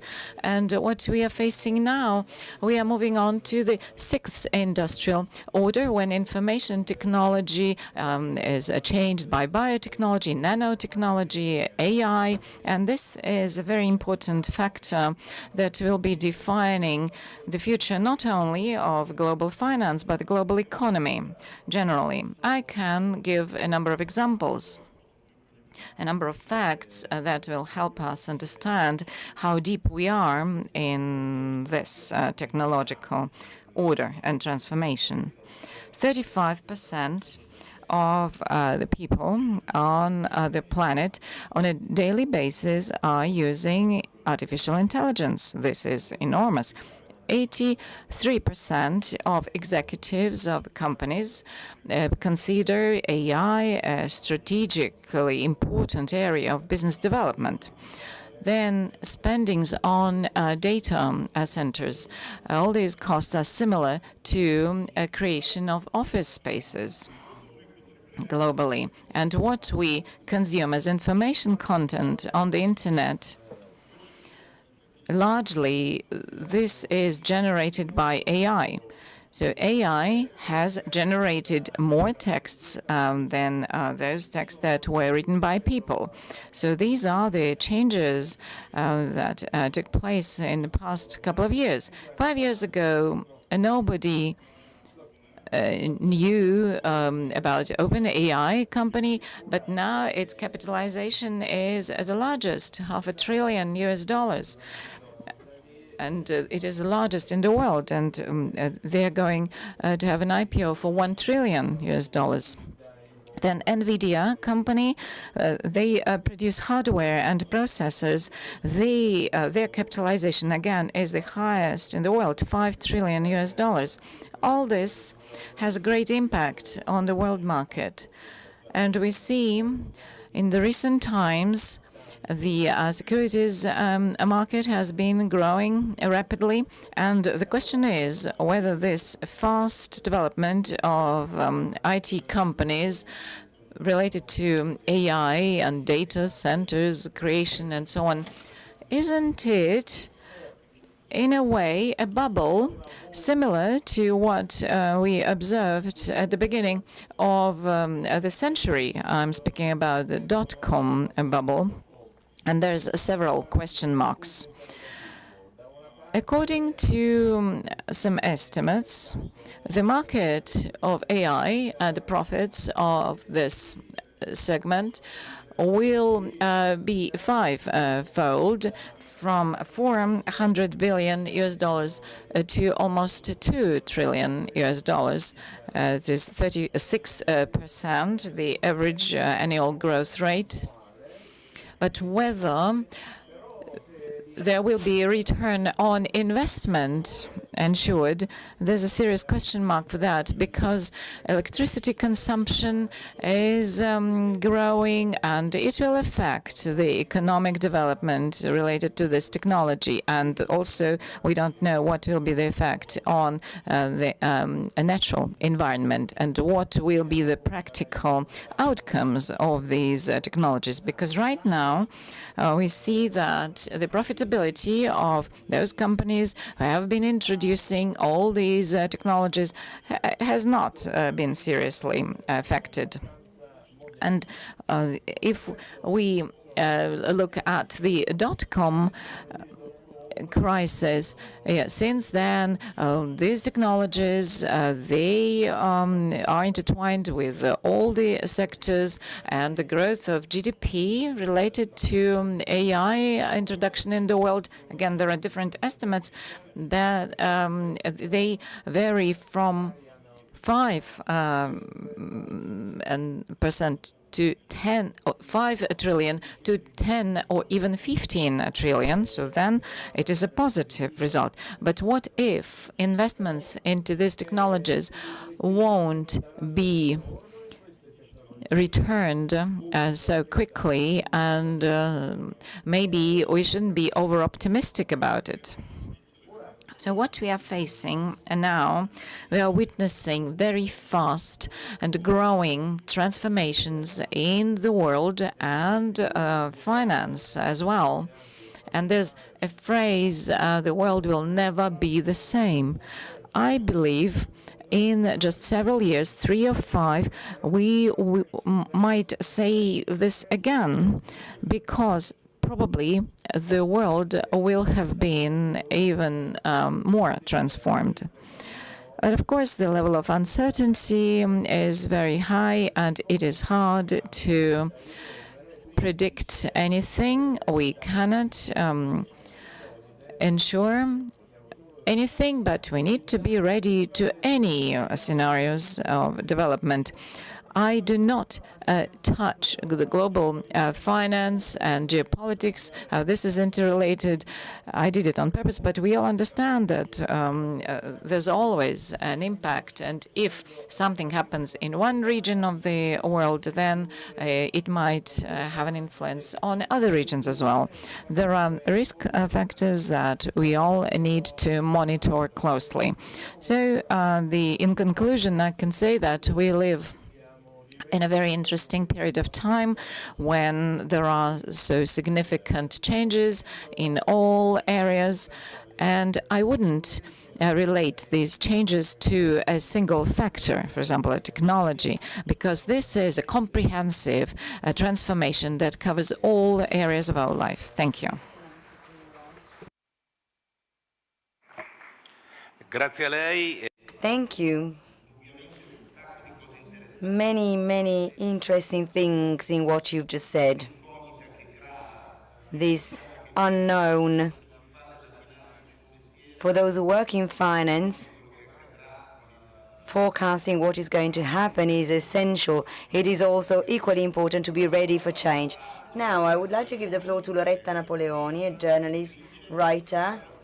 By the way, she also wrote a book that was released in May in Italy on techno-capitalism. The English version was also published, The Rise of New Oligarchs and the Fight for the Common Goods. 2 chapters of your book focus on cryptocurrency.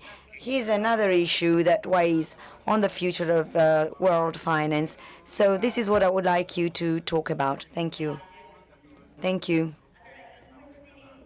In these 2 days, we heard speakers talk about some very important concepts and use some keywords such as partnership, multipolarity, sustainability, and even political polygamy.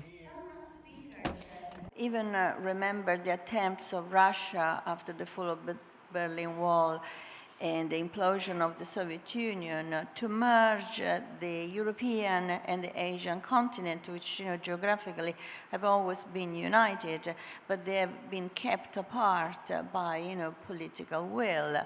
Now, all of this, these words and this concept 20, 30 years ago would have been hardly been mentioned. And the reason why this is so new is because, we are today witnessing a major, major change in history. We are at a critical junction.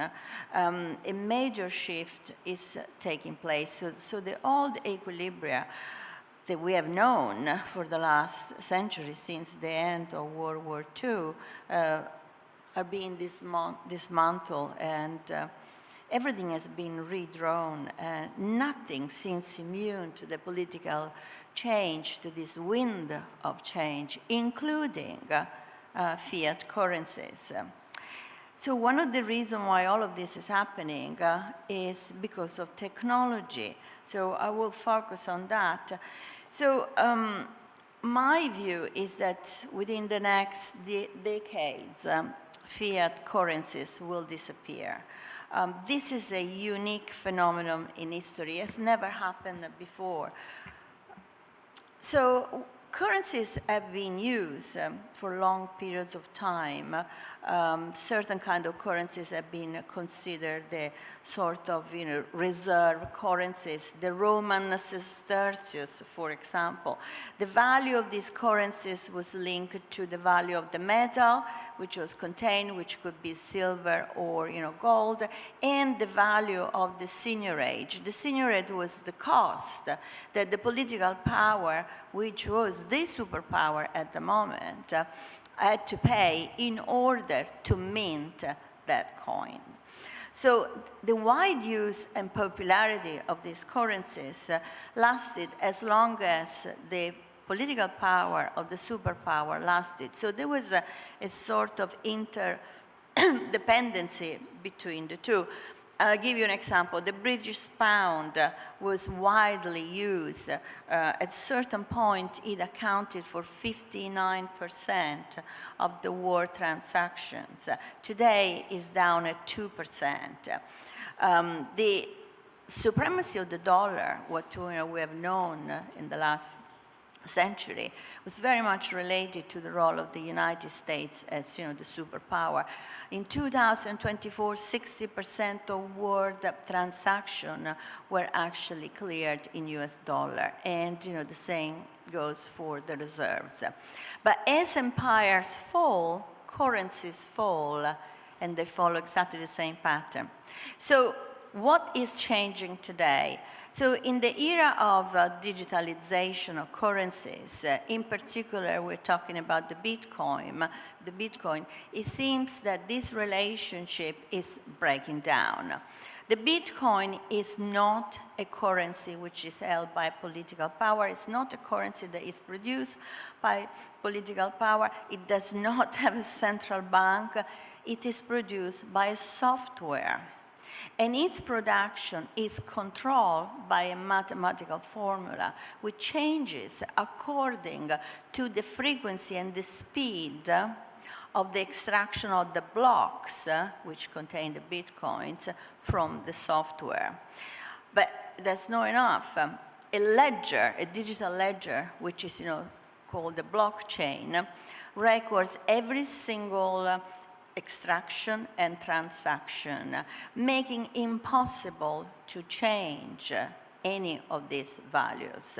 So the Bitcoin has a life of its own. Some people, actually called it, the currency of the people. But anyway, so why this is important? Well, it is important because we were talking a lot about BRICS country producing their own currency, which would be similar maybe to the euro in their trading area in order to challenge the supremacy of the dollar. Well, I don't think this is going to happen.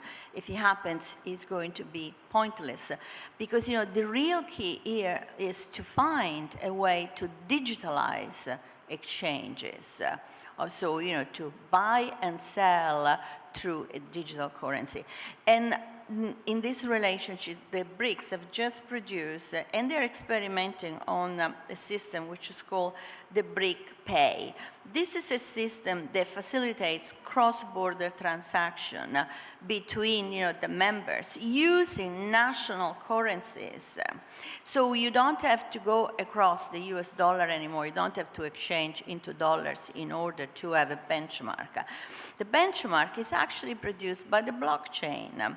So it's, how does it work?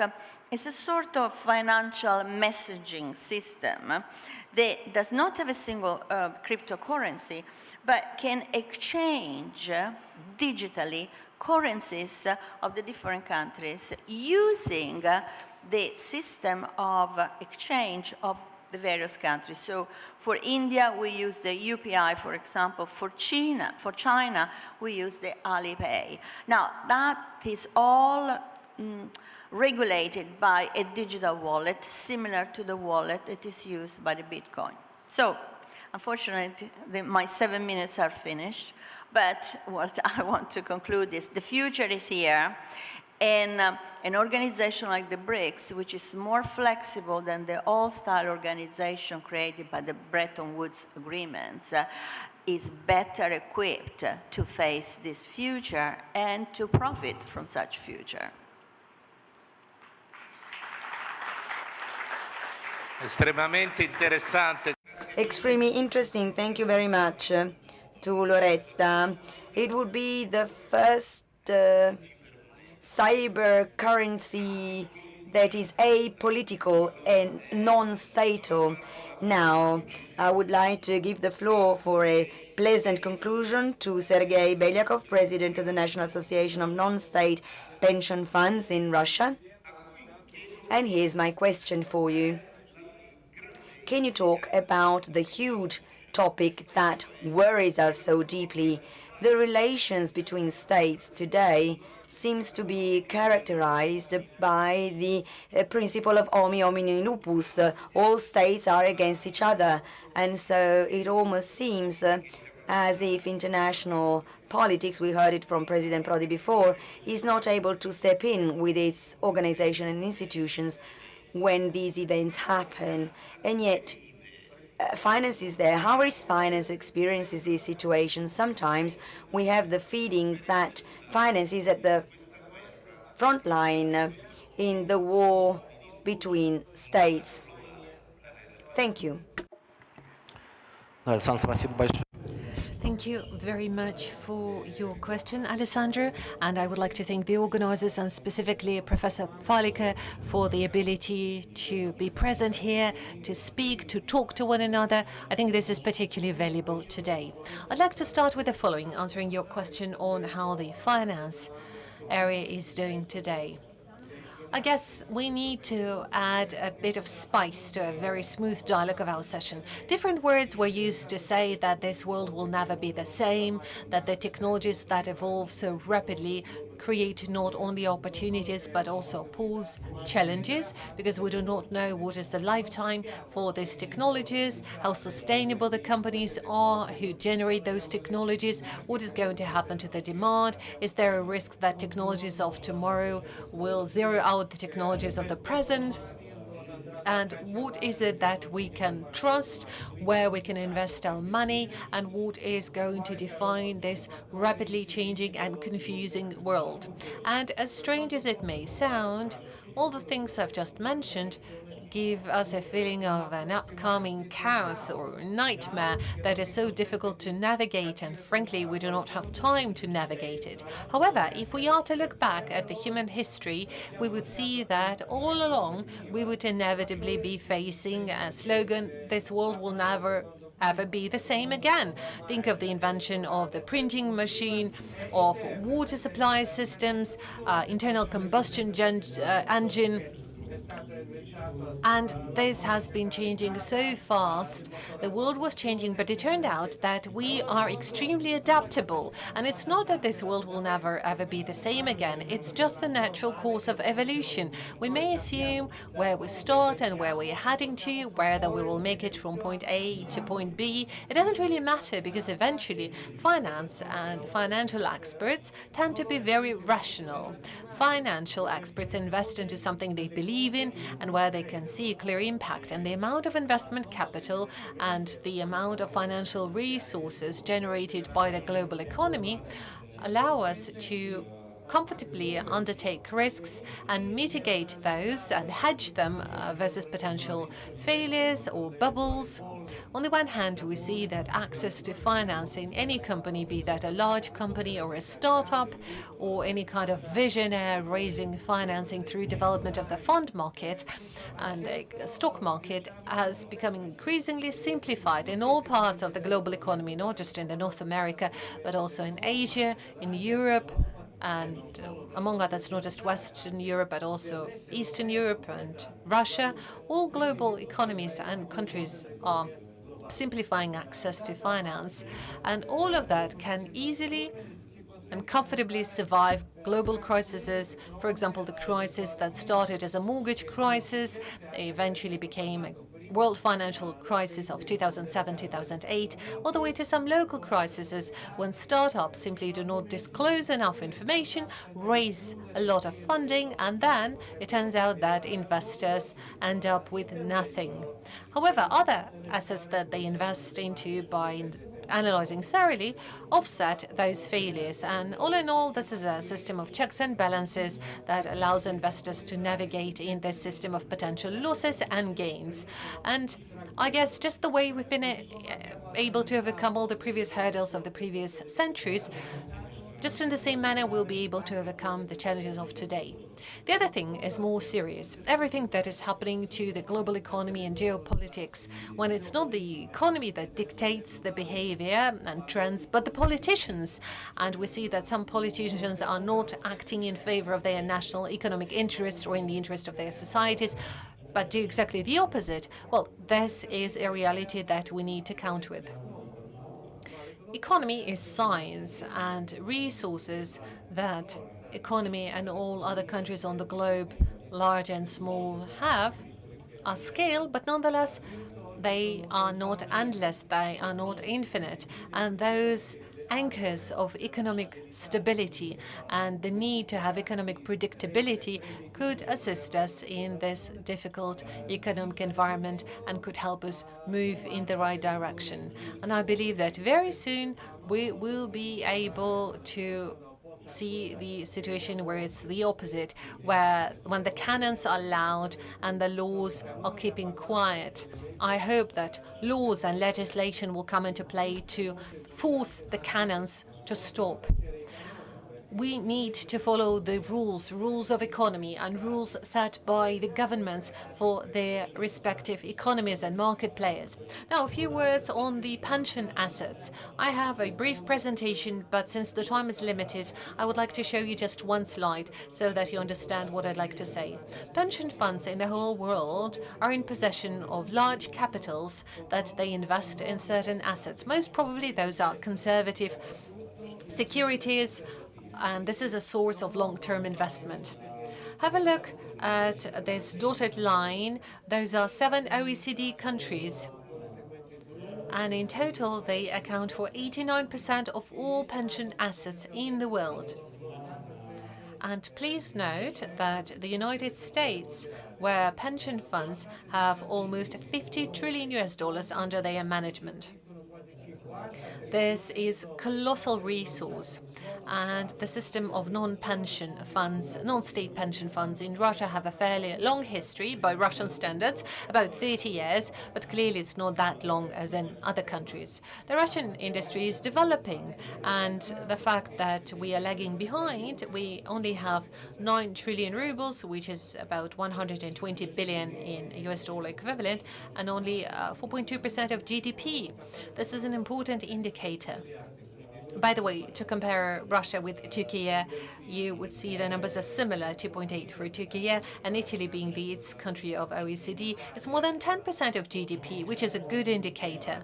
However, the way I read this slide is not a demonstration of failure of non-state fund systems pension systems in Russia, but rather as a promise of a good future, a big potential, a horizon to reach. We need to increase the coverage of population involved in non-state pension funds, just like in all of the OECD countries. It is either a mandatory or quasi-mandatory element. And we also need to develop the stock market through raising capitalization and the number of issues, because the structure of the stock market in Russia is very far from what happens in Europe and USA. There is a very high presence of commodity sector. We need to increase the amount of issuers to delete the concentration. So the opportunities are bright. The non-state pension funds have proven their efficiency all around the world, so we will be able to overcome all those challenges. We need to show goodwill to do so. Bene, mi fa piacere. Very well. I'm glad that we're closing on a very positive, optimistic note, and I will go back to the concept of common good that was in the title of this panel, which is now reached its close. Now, the following session will deal with digital technologies, but I would really go back to what Pope Leo XVI said, let us put our swords away. This way probably also finance will improve. Thank you very much, and now we leave the floor to the next session.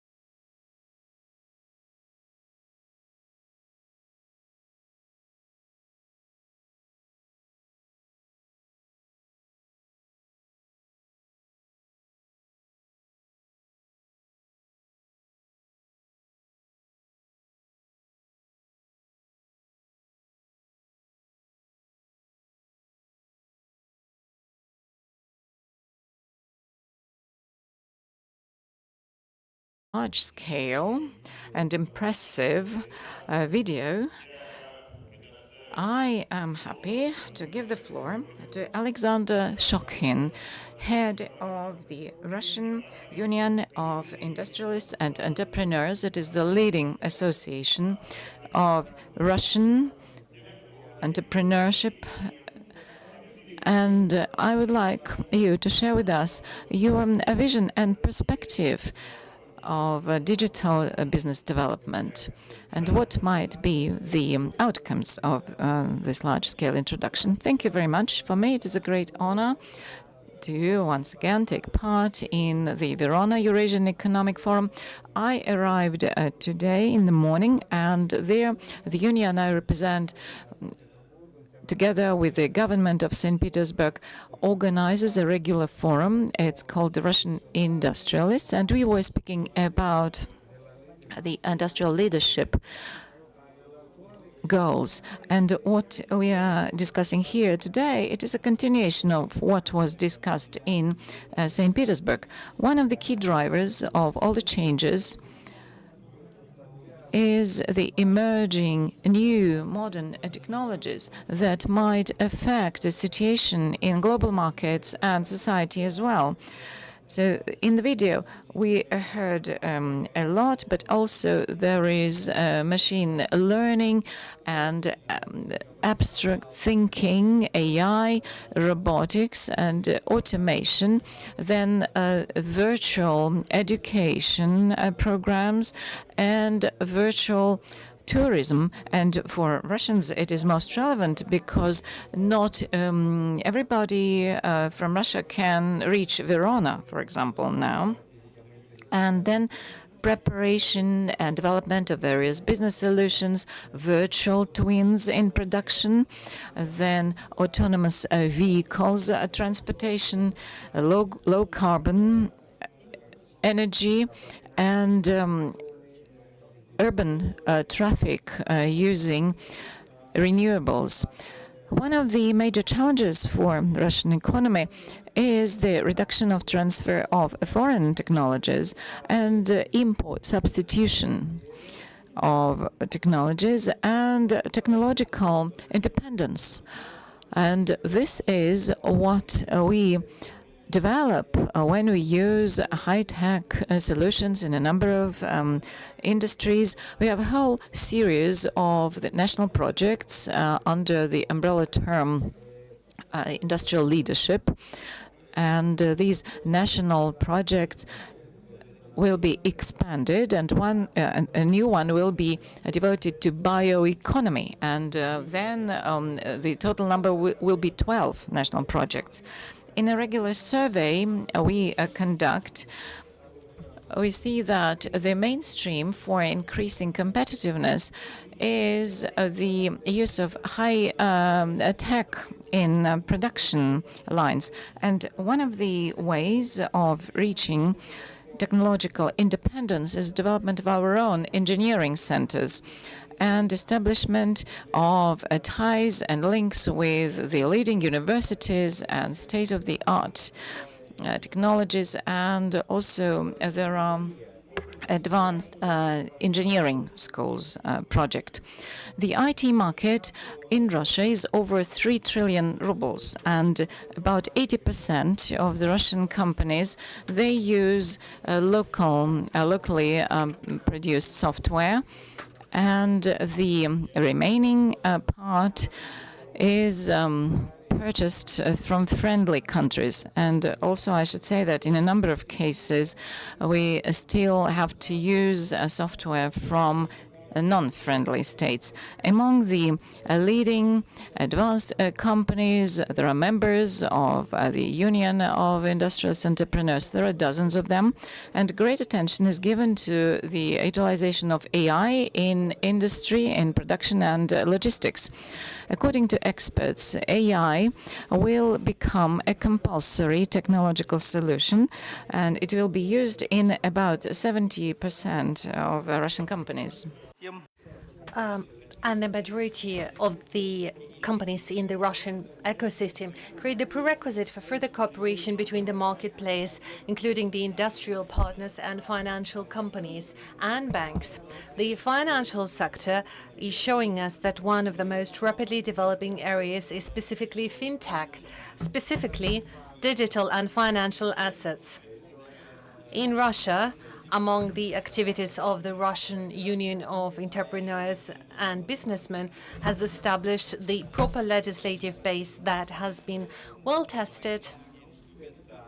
We've tested a number of tools and we shaped the market of digital financial assets. That has already achieved 1 trillion rubles and more than 2,000 issues of digital financial assets have taken place.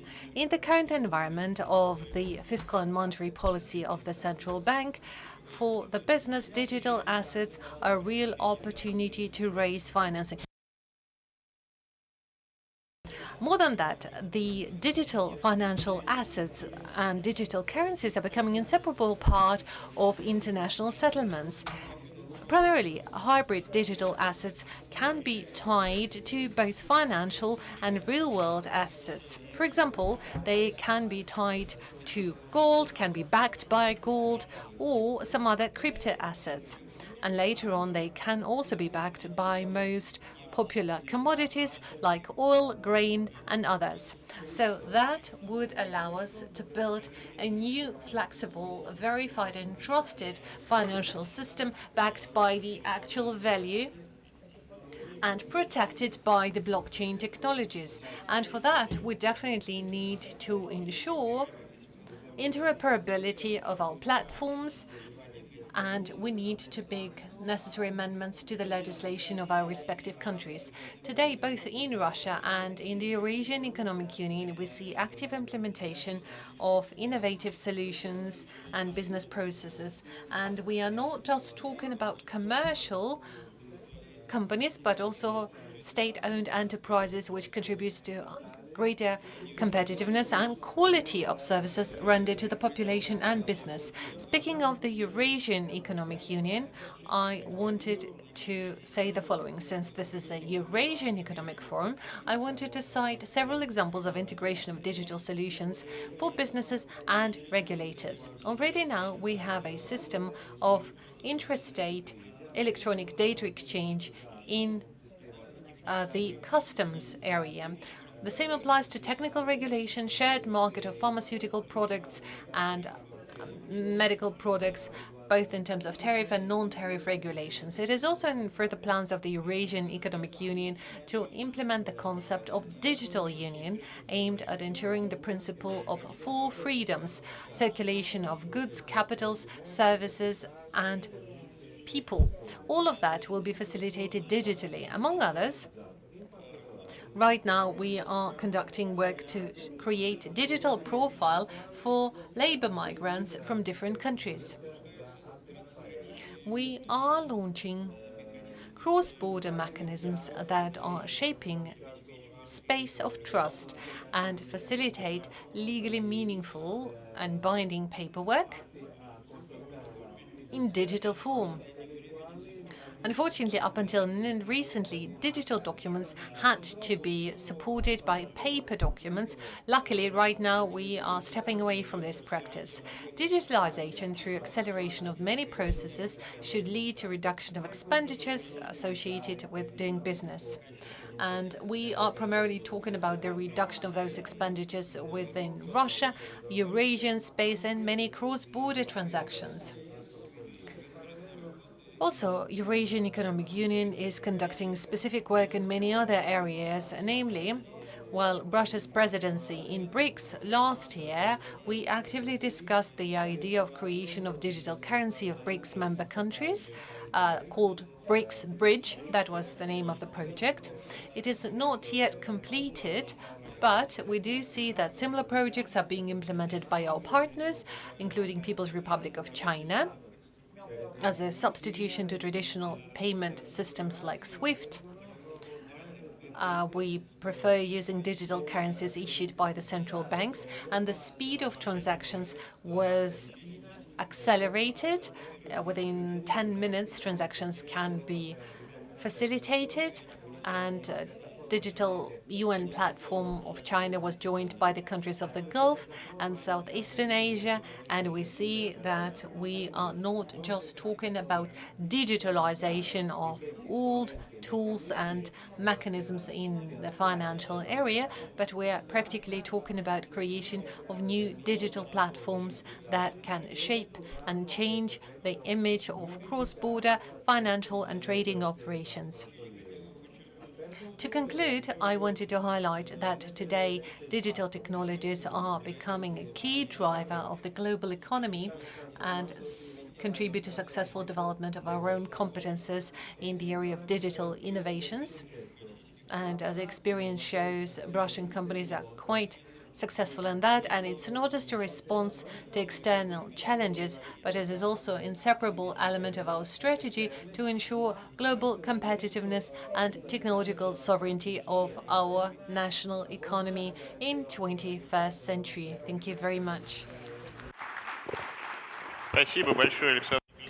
Thank you very much, Mr. Shokhin, for such a detailed presentation showing that the Russian Union of Industrialists and Entrepreneurs is and stays the initiative, coordinator of key initiatives in the area of digital economy, not just in Russia, but also in the space of the Eurasian Economic Union.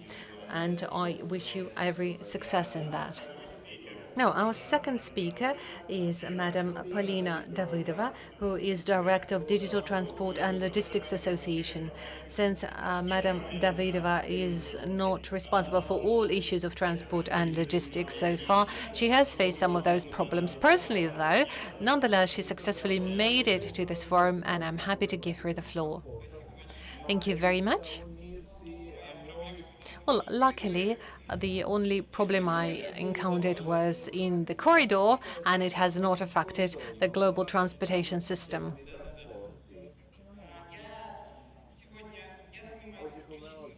Well, I am responsible specifically for digitalization of transport and logistics in Russia.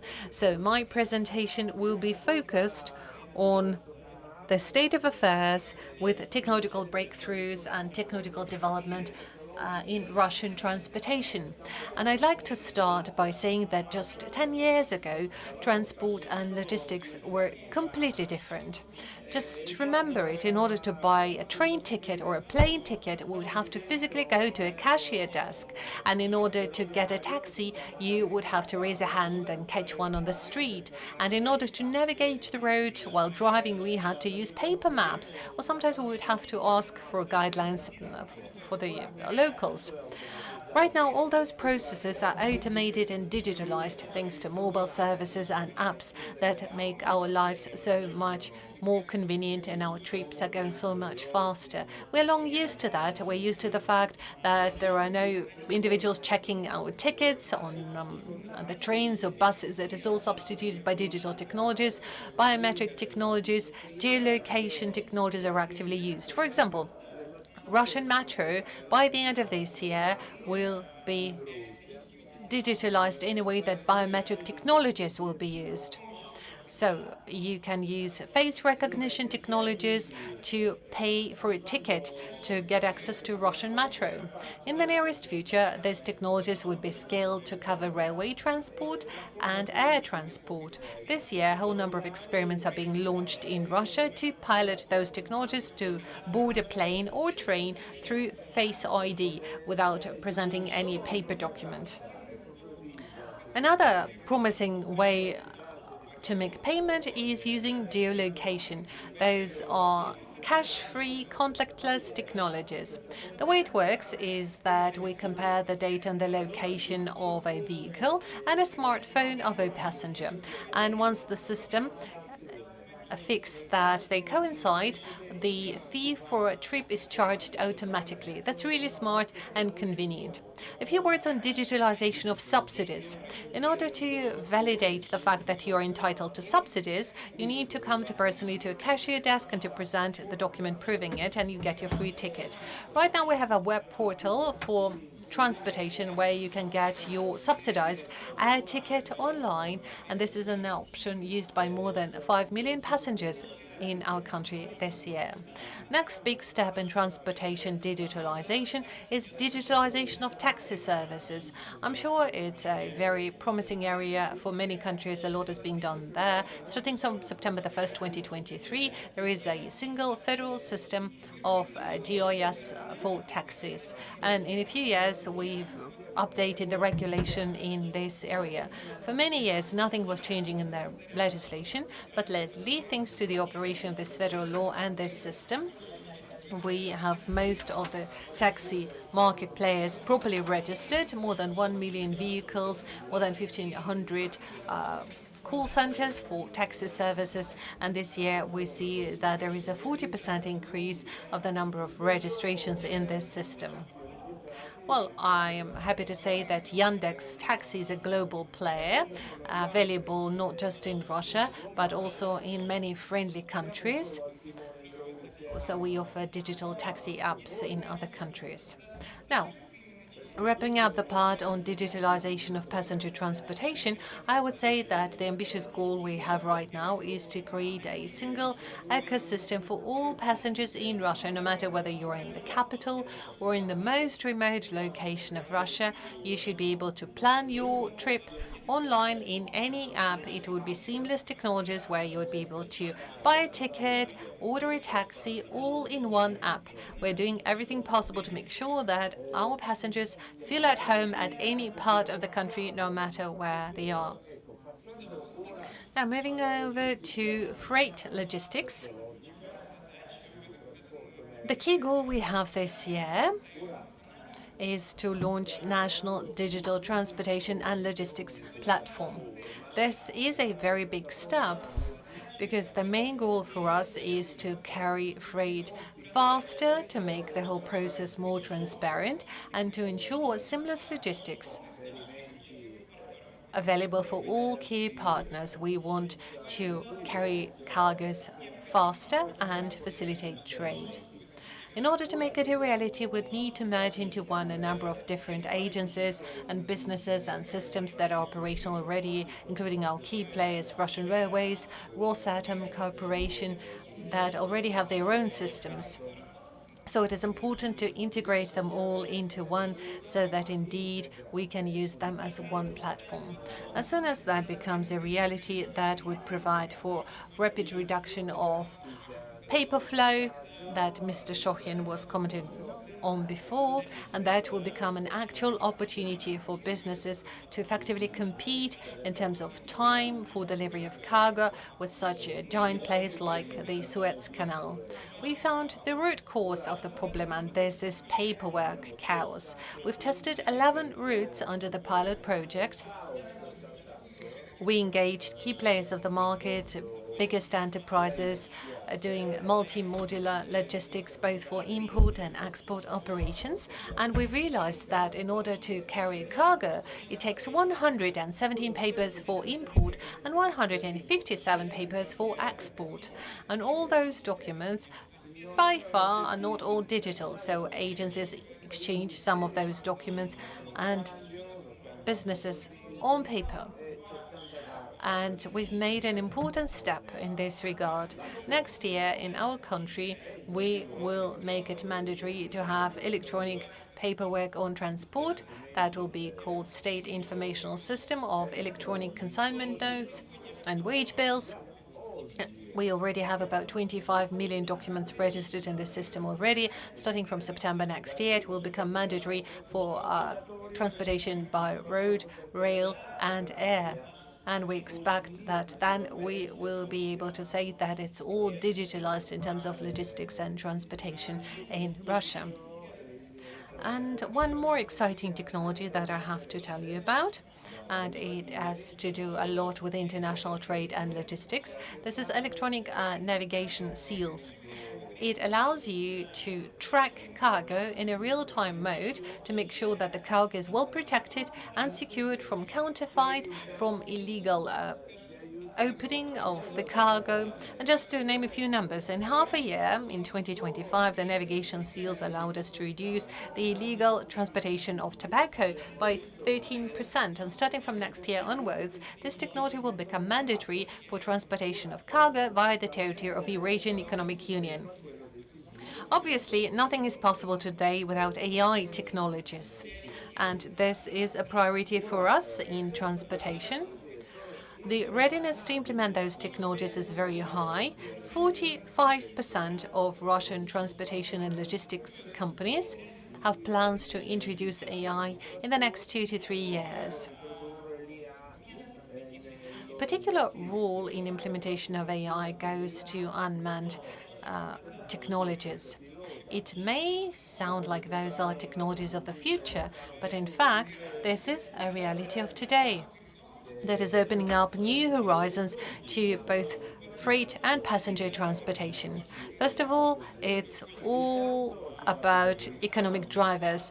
Logistics and transportation account for 13% contribution to GDP. Transport is ranked at top 5 branches of the economy in Russia, and particularly in a situation of platform economy, the role of logistics is particularly important. Businesses are willing to reduce transactional expenditures, and that includes, among others, delivery costs.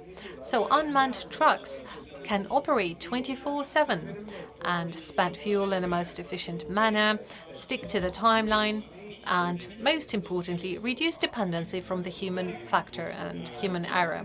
I'm talking about car accidents when a driver may be too slow to react to the road changes, and digital logistics is very important in this regard. Secondly, the geography of Russia is setting its own requirement.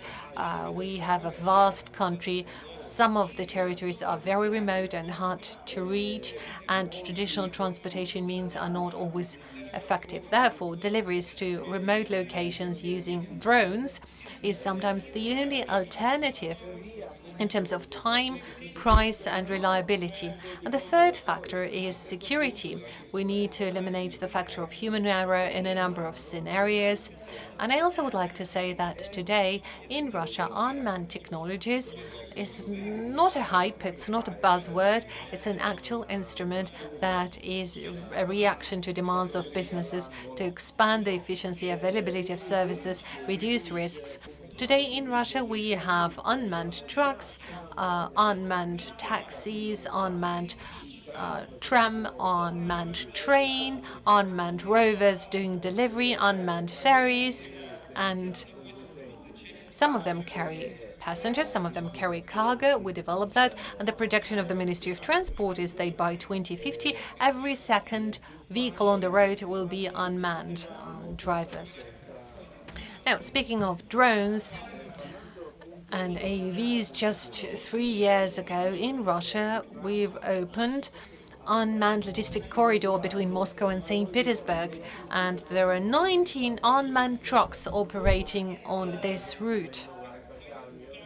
Just to compare, 3 years ago, when we launched it, there were only 3 trucks on the route. Right now, we have 90. So we are developing fast. And most importantly, logistics experts are working on that with us. It's not technology for the sake of technology. Indeed, today we transport freight in an unmanned road through the main road between Moscow and St. Petersburg.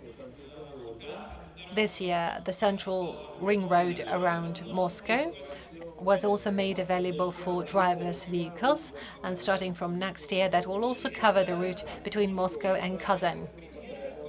To name a few examples, just lately we tested unmanned truck that covered the route from Moscow, St. Petersburg to Kazan, covering M11, M12, covering this road in 24 hours. The regular flight by truck would be 58 hours, because for a driver there is a necessity to stop over for sleep and rest. And large logistics companies expect that broad implementation of driverless technologies could double the mileage of the fleet and reduce associated expenditures by 30%.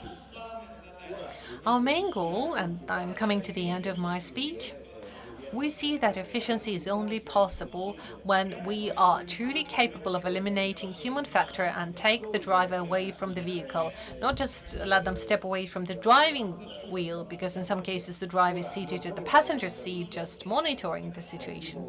When we're able to do it without a driver, unmanned deliveries will become truly effective. Our plan is to make sure that in 2027 we launch the first driverless truck route, and by testing this technology we will be able to scale it further and further. I've been thinking what would be the best way to wrap up this presentation. What is it that we can tell you that is impressive? I wanted to show you 3D videos. We have quite a number of them. They're all very pretty, and this is all about our idea to create multimodal delivery. Sometime we'll have unmanned ferry moving over to an unmanned truck, and then the truck will take it to a warehouse, and from there another unmanned vehicle will take it directly to the shop, and there the rover or a small drone would deliver it to your apartment. I guess that will become a reality very soon, but in the meantime I would like to show you a video that we prepared just 3 weeks ago in Moscow. It has to be a really short video, otherwise we will be late. How long is your video? Just 1 minute. Okay, let's watch the video then.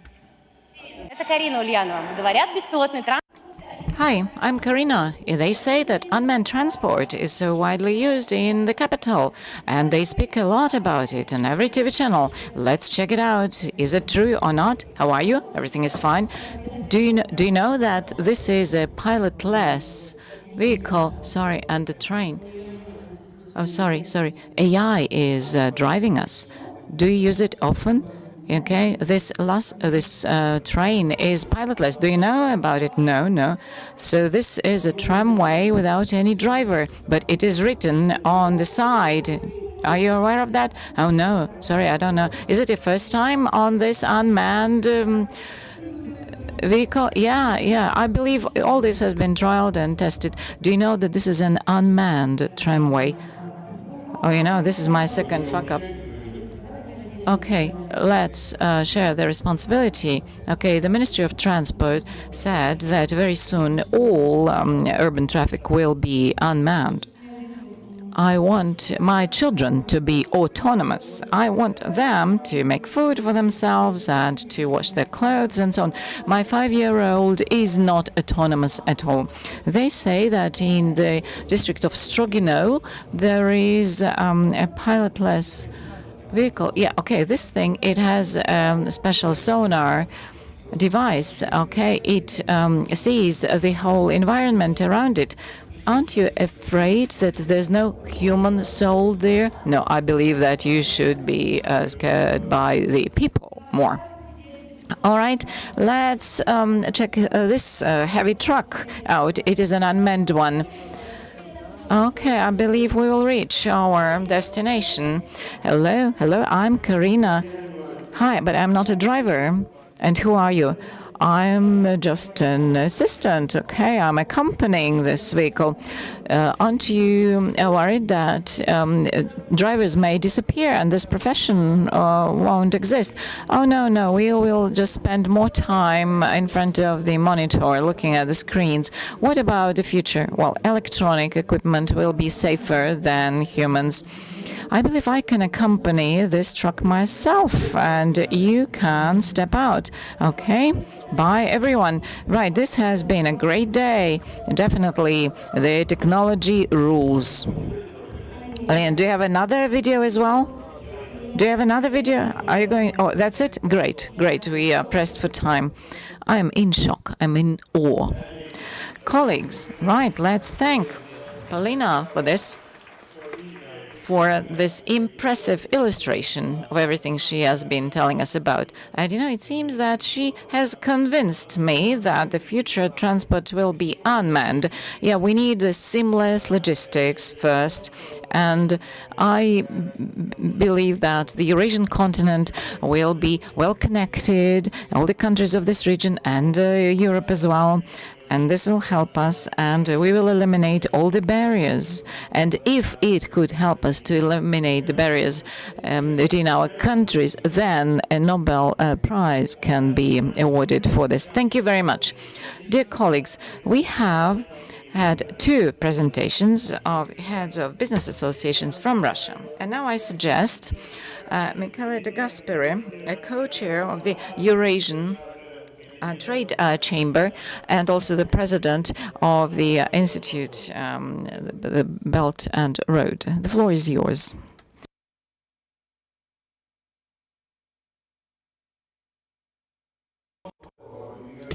Continua a quello dello speaker precedente, è molto interessante perché se l'intelligenza artificiale ha trasformato il modo in cui pensiamo, e sarà proprio la robotica che trasformerà il modo in cui viviamo e lavoriamo, così come abbiamo visto anche nel video.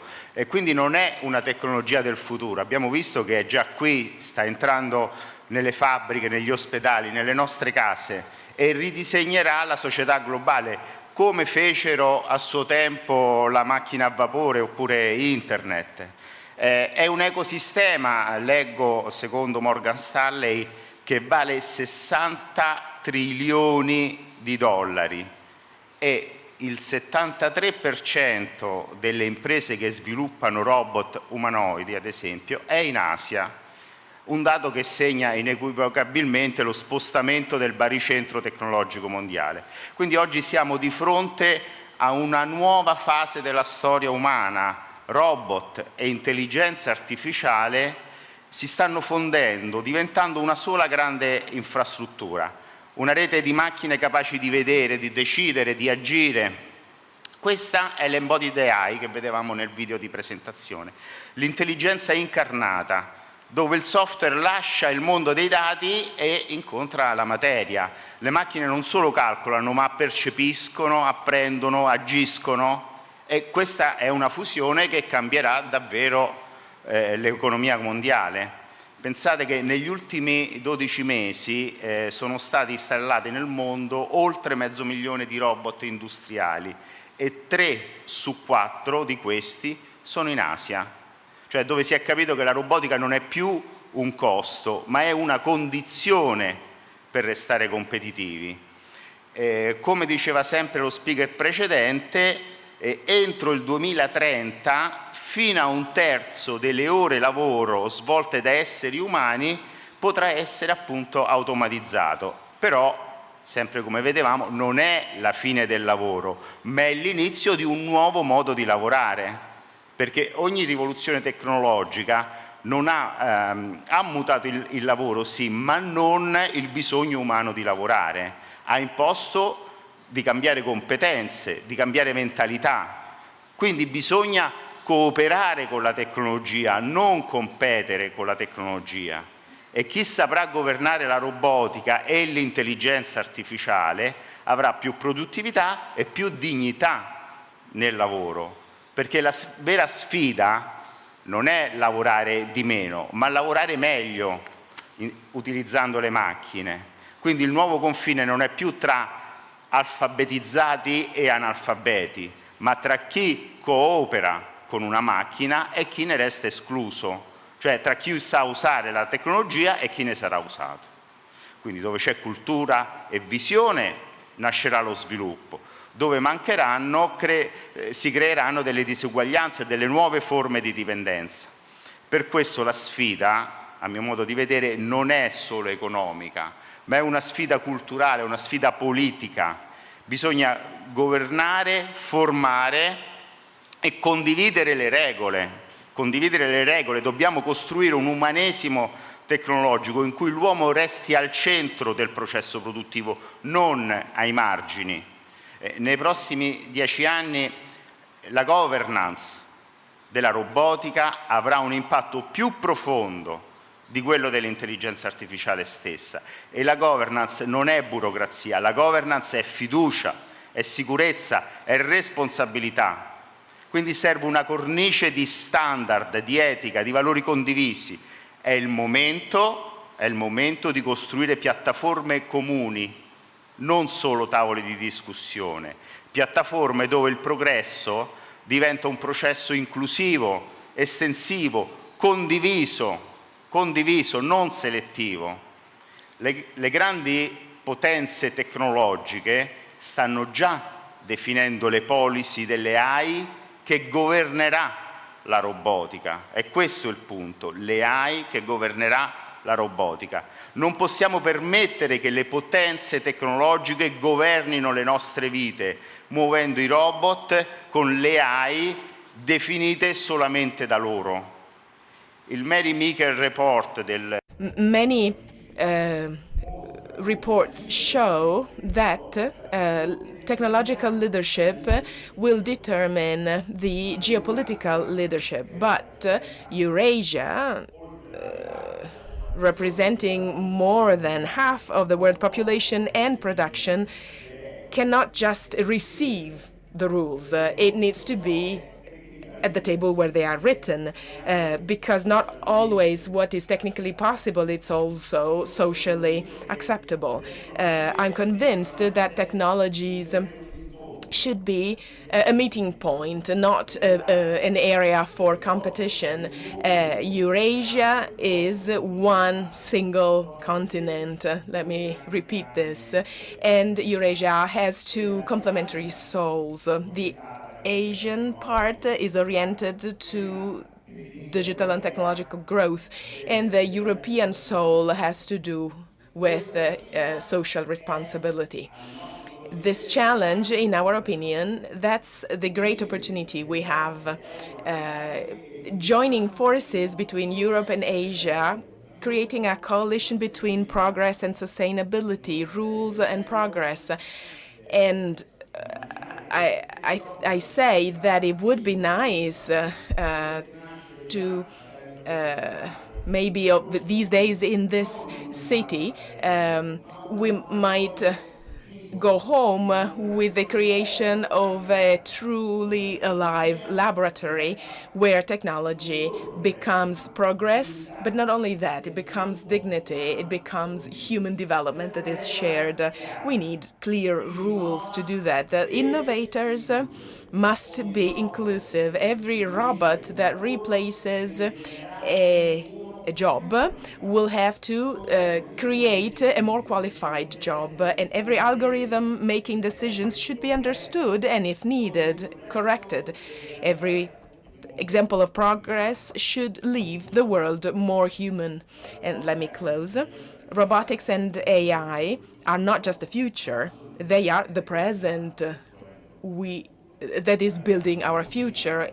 The economy will change, politics will change, education will change, but most importantly, our idea of dignity will change. So we cannot stop progress, but we can direct it in the direction we want. And that direction stems from our ability to stay a community, even in the robot era.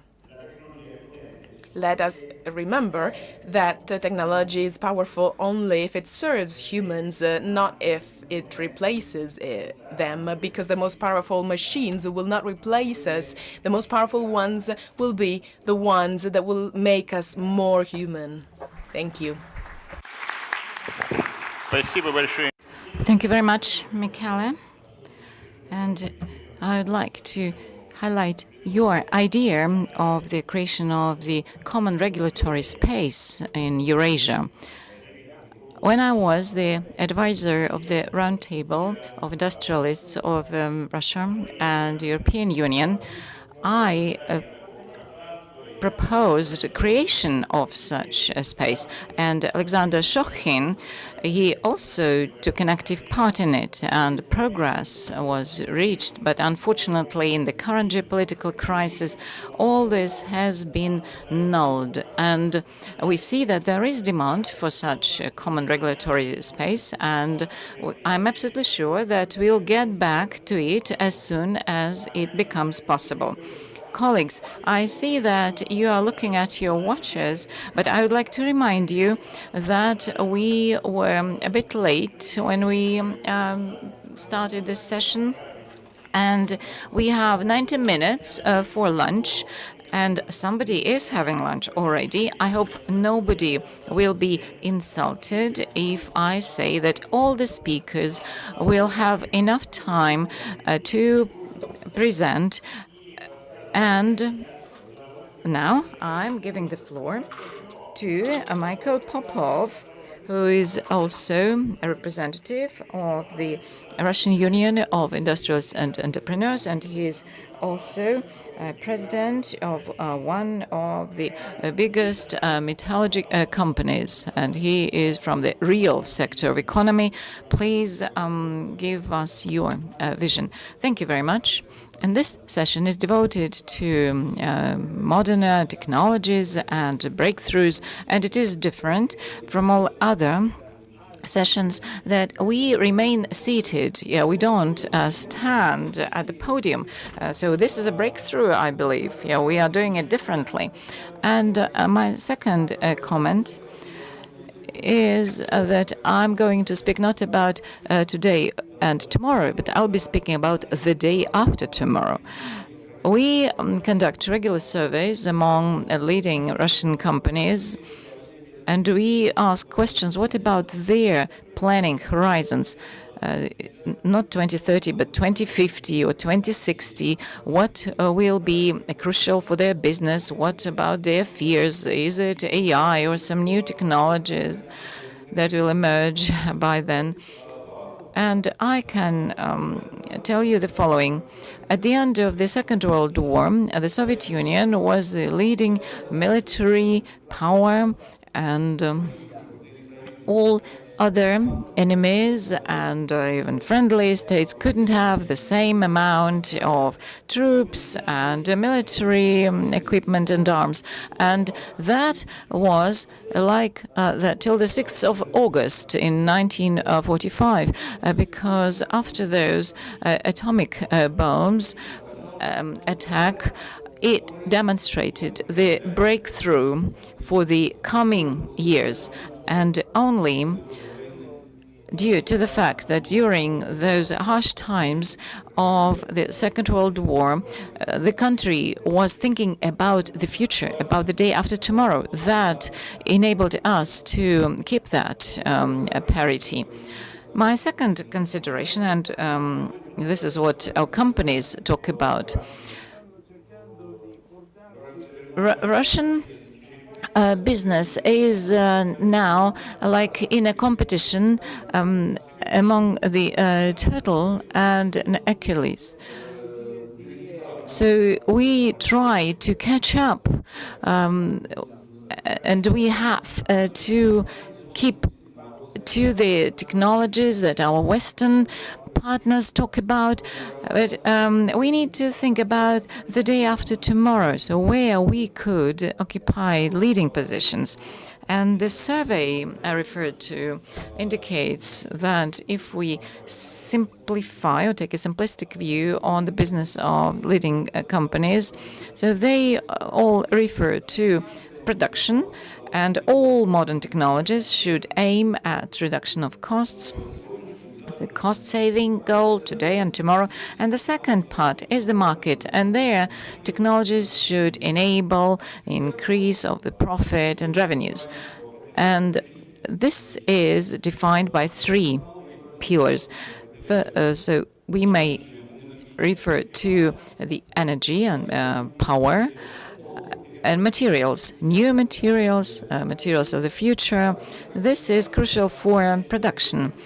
And for the market, human habits are of crucial importance, and also ethical norms that might affect the market, so they can manipulate the demand and also the mass mentality and so on. So the technologies of tomorrow, these are technologies that will help us improve the production and working in the market. And the technologies of the day after tomorrow, these are new power technologies with the use of some other physical processes, ideally getting energy from air.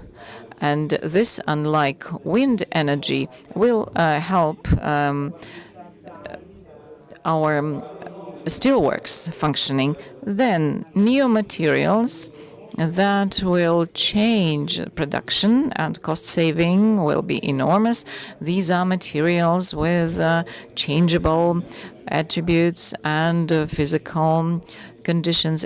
I'm speaking about resilience and some other qualities, some friction resistance and so on. And also, if we talk about the market, here AI may ensure these breakthroughs. It is manipulation of human habits and mentality. And to be honest, there's no artificial intelligence at all. And it's a fun thing to not only in AI algorithms development, but also we need to have AI that will ensure our leading positions in the future. As for fears and threats, our companies see, and actually these are not just some ideas or conceptual things, these are proposals they send to governing bodies and so on. They say that a transformation of their own business should coincide with other companies' transformation within the technological cycle. If a company develops some new product and if it should be transported from A to B, then it is of course, preferably to have some additional value, right, on the production side. Then it should be transported, and ideally without any wastes, it should be consumed. And if there is waste, then we need to understand how it will be utilized or recycled. And secondly, it is education and training. So usually we are too late to train the appropriate specialists. So we now train engineers who can support the current state of development of our business. We are not preparing soldiers for the future. We do not understand what will be demands of our business. What will it be? Maybe unmanned vehicles, technologies, or maybe endless life, or an absolute healthy state of the population. So we need to understand what demands we might have in the sphere of specialist training. And AI might help us here in shaping our expectations of the talent pool, the consumption model. People change, generations change. We have Gen Z, we have Alpha. We do not know what the next generation will be, what kind of habits these people will have. Number 3, that is inability of regulators to be there for the businesses of the future. Many of you remember that Bundeswan was the person who invented the skating style in skiing, free skiing, and it never existed before as a style. He invented it and managed to ski faster than anyone else. So that's how the whole means of sport emerged. The same should happen here. Number 4 are social matters. Factories working without people, vehicles driving without drivers would result in serious reallocation of workforce. Maybe unmanned factories would be joined by unmanned cities, and we have to do something about it. The more so that big businesses are socially responsible, and by shaping the living environment and habitat for our employees, we need to know what is going to happen with them tomorrow. Today, we need to start thinking about retraining and vocational training for employees, changing the priorities for those individuals, and that's the 4th big block of concerns, or rather business needs, that we are trying to shape and address today at our union in various expert panels that we have. So we're talking about the future of tomorrow. And just another brief remark. Yesterday, we talked a lot about the deficit of energy resources and carriers, deficit of storage capacities, and materials, and so on and so forth. Well, I wanted to draw your attention to the following. This is something we've been discussing with our colleagues. What is the largest resource of storage that we have at our data facilities? What is the biggest type of data stored? Those are reels, memes, and photos of young girls on the beaches. So like 50% of internet traffic is taken by pornography and pornography website and downloading and uploading of pornography content. We have to recognize it. And the deficit, the food deficit, and by the way, we've heard that Turkish hotels are stepping away from all-inclusive programs to a la carte serving. And we see that about 50 to 60% of food available on the market is going directly into the waste bin. This is yet another aspect that we need to think through whenever we grow or develop business or think about the business of tomorrow. Those are changes happening to the human mindset in case of responsible consumption. It's not just responsible manufacturing and socially responsible businesses, but it is also about responsible consumption and conscious consumption. Then we would live in a better world tomorrow. And I guess this is where we can think of pooling of our efforts with the partners, despite various potential political views or economic views. This is the life that we are to live together in the future. And I guess this is exactly the driving center that can bring us together. Thank you very much. Thank you very much, Mr. Popov. Thank you for a deep perspective that you shared with us. And it's great that you commented on the points of shared interest and overlapping issues recognized by our European colleagues. And Michael de Gasperis also emphasized the importance of social and economic integration and common approaches to what is allowed and what is not allowed. And if we touched on the matter of regulation twice before, I guess it would only be logical if now I give the floor to Alexander Dermin, Secretary of State and Deputy Director at the Russian Federal Service for Ecological, Technological and Nuclear Supervision of the Russian Federation. Mr. Dermin, the floor is yours. Thank you very much for giving me the floor. I would like to say that my presentation may be a kind of sidestep from the general conversation, but nonetheless, it's all about implementation of technologies and AI. It looks like they've changed everything, starting from our daily lives all the way to world markets and business models. Being representative of a supervising body responsible for technological, energy and nuclear supervision, I'd like to say a few words on implementation of new digital technologies in supervision. Lately, a lot was done in order to make supervision, state supervision, smarter. From some kind of blanket checks and audits, we're moving over to targeted specific checks in order to reduce the administrative burden on businesses without any compromises to security. We do not want to interfere with the operation of the businesses, but nonetheless we need to quickly react to any cases of violations and act preventively should there be any risk of emergencies. For that, we've introduced risk indicators. And having an understanding of the scale of operations, I will name just a few numbers. Our authority is supervising more than 190,000 of hazardous production facilities, 20,000 hydroseismic facilities, more than 6 million of energy facilities, plus a whole number of nuclear facilities that I'm going to talk about separately. So, how can we detect those signals, those red flags that would help us understand that this is what we need to scrutinize? That's why we developed risk indicators. This is a set of circumstances that by default do not define a violation, but there is a high probability that they may indicate a potential violation.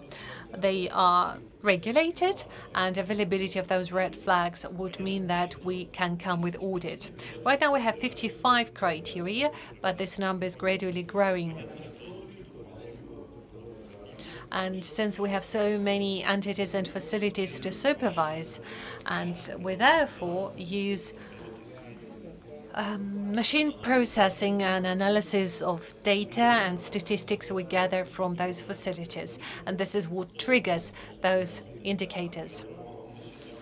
So right now we are actively implementing machine learning and machine processing of data, and I expect that in the nearest future we will be able to do that systemically. Obviously, we do not want to turn it into white noise. We want to make it properly balanced, and we do not want to come up with too many red flags or worrying signals that we can't cover with our audits. Now, just a few words to add on that. We are working to implement AI in processing data we collect from the entities we supervise. Those are declaration of industrial security and safety.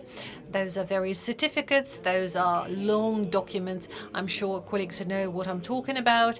Those are outcomes of the diagnostics conducted by the enterprise, confirming the safe operations of the facility, and information of manufacturing control that the entities reporting to us submit. Again, taking into account the scale, this is a lot of information. Over the last few years, we have piloted the remote monitoring and supervision system. The entities we supervise are mostly large entities that have fairly advanced system of technological processes management, and they embed additional informational products in that, and that allows them to use all the information available there and integrate those aggregated indicators, convey them to our system that allows us to assess the safety and security level on those facilities. Obviously, this is huge data sets, and in order to most adequately detect the actual situation, AI is vital. Now, mobile inspector. This is another pilot project. Some of the supervising agencies in Russia have made more progress in this regard since their scale is smaller. But we're basically saying that our supervisors use the app installed on their smartphones, and in a remote mode, they can demonstrate any kind of facilities to confirm that they are complying with security and safety regulations. Obviously, taking into account the scale of facilities and the amount of mandatory requirements that we have in industrial safety, there are more than 23,000 of them. Right now, we're using this tool very cautiously, mostly as a preventive measure, but later on, I believe we can incorporate it in our investigation of compliance of the entities with the regulations we issue to fix the violations, and that can be good proof to broadcast the fact that violation was fixed, and they just do that through their smartphones. The more so that the geography of our country is so large, and we therefore need to actively develop remote examination mechanisms. Now, as for nuclear supervision, this is something that we pay particular attention to. I'm sure there is no need to explain why, and this is a multifaceted analysis of safety standards at nuclear facilities. So we check potential compliance, use of specialized products and software, all the necessary calculation and detection of any factors impacting safety. We develop the computation methods to do independent analysis of the security and safety levels. Those models are used whenever we need to provide confirmation of safe operation of nuclear facilities, monitoring of failure resilient systems, and we plan to use those computation and evaluation models whenever we are analyzing new systems of nuclear fusion and hydrogen facilities, as well as assessment of nuclear safety. I'm not going to bore you with the technical details. I would just summarize and say that The entities we supervise pay particular attention to implementation of new digital technologies in safety matters. This is predictive analytics. Well, I'm sure everyone is using this system now, but those facilities are getting broader, more advanced, and AI is being actively incorporated them, and that allows us to detect any potential prerequisites and risks that may lead to emergencies at a very early stage and therefore can be prevented.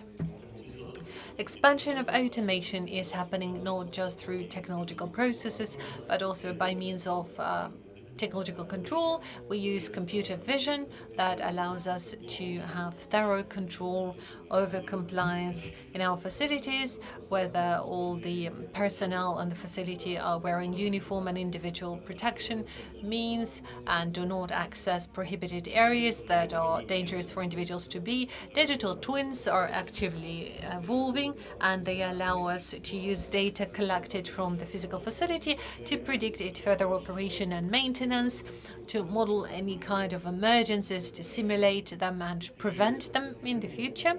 And we also actively implement robotized technologies. And in conclusion, I don't want you to feel as if I got confused about the topic of the session, since we're talking about economic development in the session, and I keep talking about supervision, safety and security. Well, in fact, this is an inseparable part of one and the same process, because economic development is not just numbers and charts on the screen. Economic development is primarily about technological development. It's about development of the industry, energy, transportation, everything that we discuss at this forum. And this development is supposed to go hand in hand with the pace of development in safety and security measures, primarily technogenic safety and security, because rapid pace of development may lead us to disasters. And unfortunately, there are examples of the kind that we have in our history. So it's good that both supervising bodies and businesses working hand in hand, understand the importance of the matter and act accordingly. More than that, it's quite obvious that the risks associated with operation of hazardous facilities, particularly in nuclear industry, are cross-border in their nature. And therefore, it is crucial to facilitate intergovernmental cooperation and implementation of best practices and technologies, knowledge transfer, harmonization of regulation, and luckily, even despite all the geopolitical difficulties and tensions, this dialogue continues. And Verona Eurasian Economic Forum is one of the examples of successful platforms contributing to this successful dialogue. So I'd like to make use of this opportunity to thank all the organizers and personally Professor Antonio Falica for excellent organization. It is clearly felt that you dedicated a lot of your heart and soul to this work. Thank you very much. Thank you very much, Mr. Diomin, for your presentation. It is definitely very well aligned with the topic of this forum and serves as an important element of this paradigm. Digital technologies create new businesses and also create new risks. And in order to offset risks and opportunities, we need efficient regulation that is unthinkable without digital technologies. And since in your speech, you touched on the matters of risks associated with nuclear energy and nuclear waste, I guess it would be good to take a look at this matter from a slightly different perspective, not through the risks, but through opportunities. And it is my pleasure to give the floor to Roberta Laforgia, who is the CEO of BIFA Pharma Company, that is one of the European and world leaders in the area of radium medicine. Roberta, the floor is yours.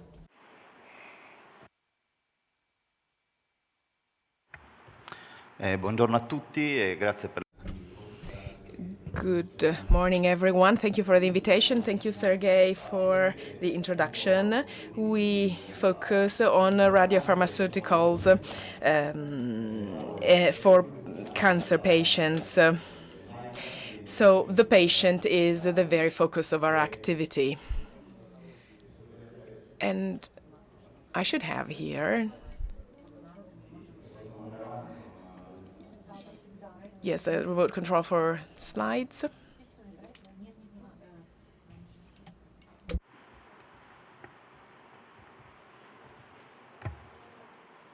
Non c'è il...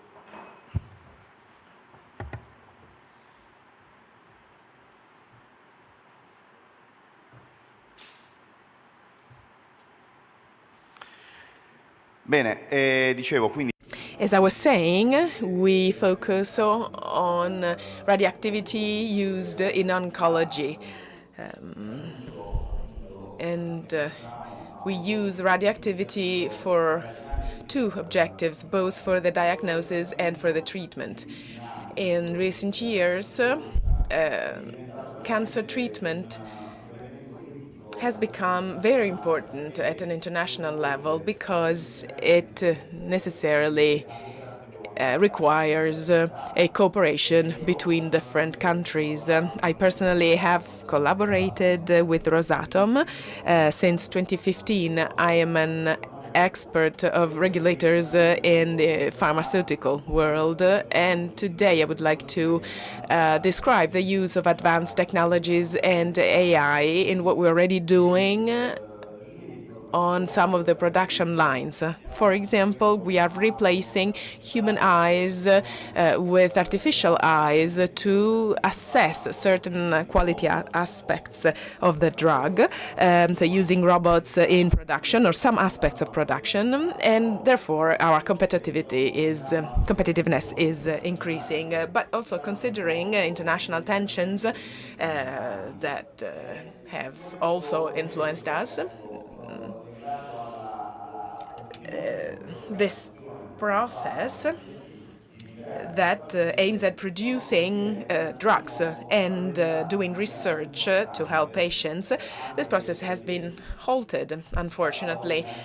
Today we've also heard talks about economics and finance payments that are delayed and that therefore limit the spreading of certain technologies. So when I was invited to participate in this event, I asked myself, I wondered, is it useful to describe the technological advancements in my field, or is it better to focus on certain topics that our speakers have already touched upon, Michele, for example, so the ethics of what we're doing.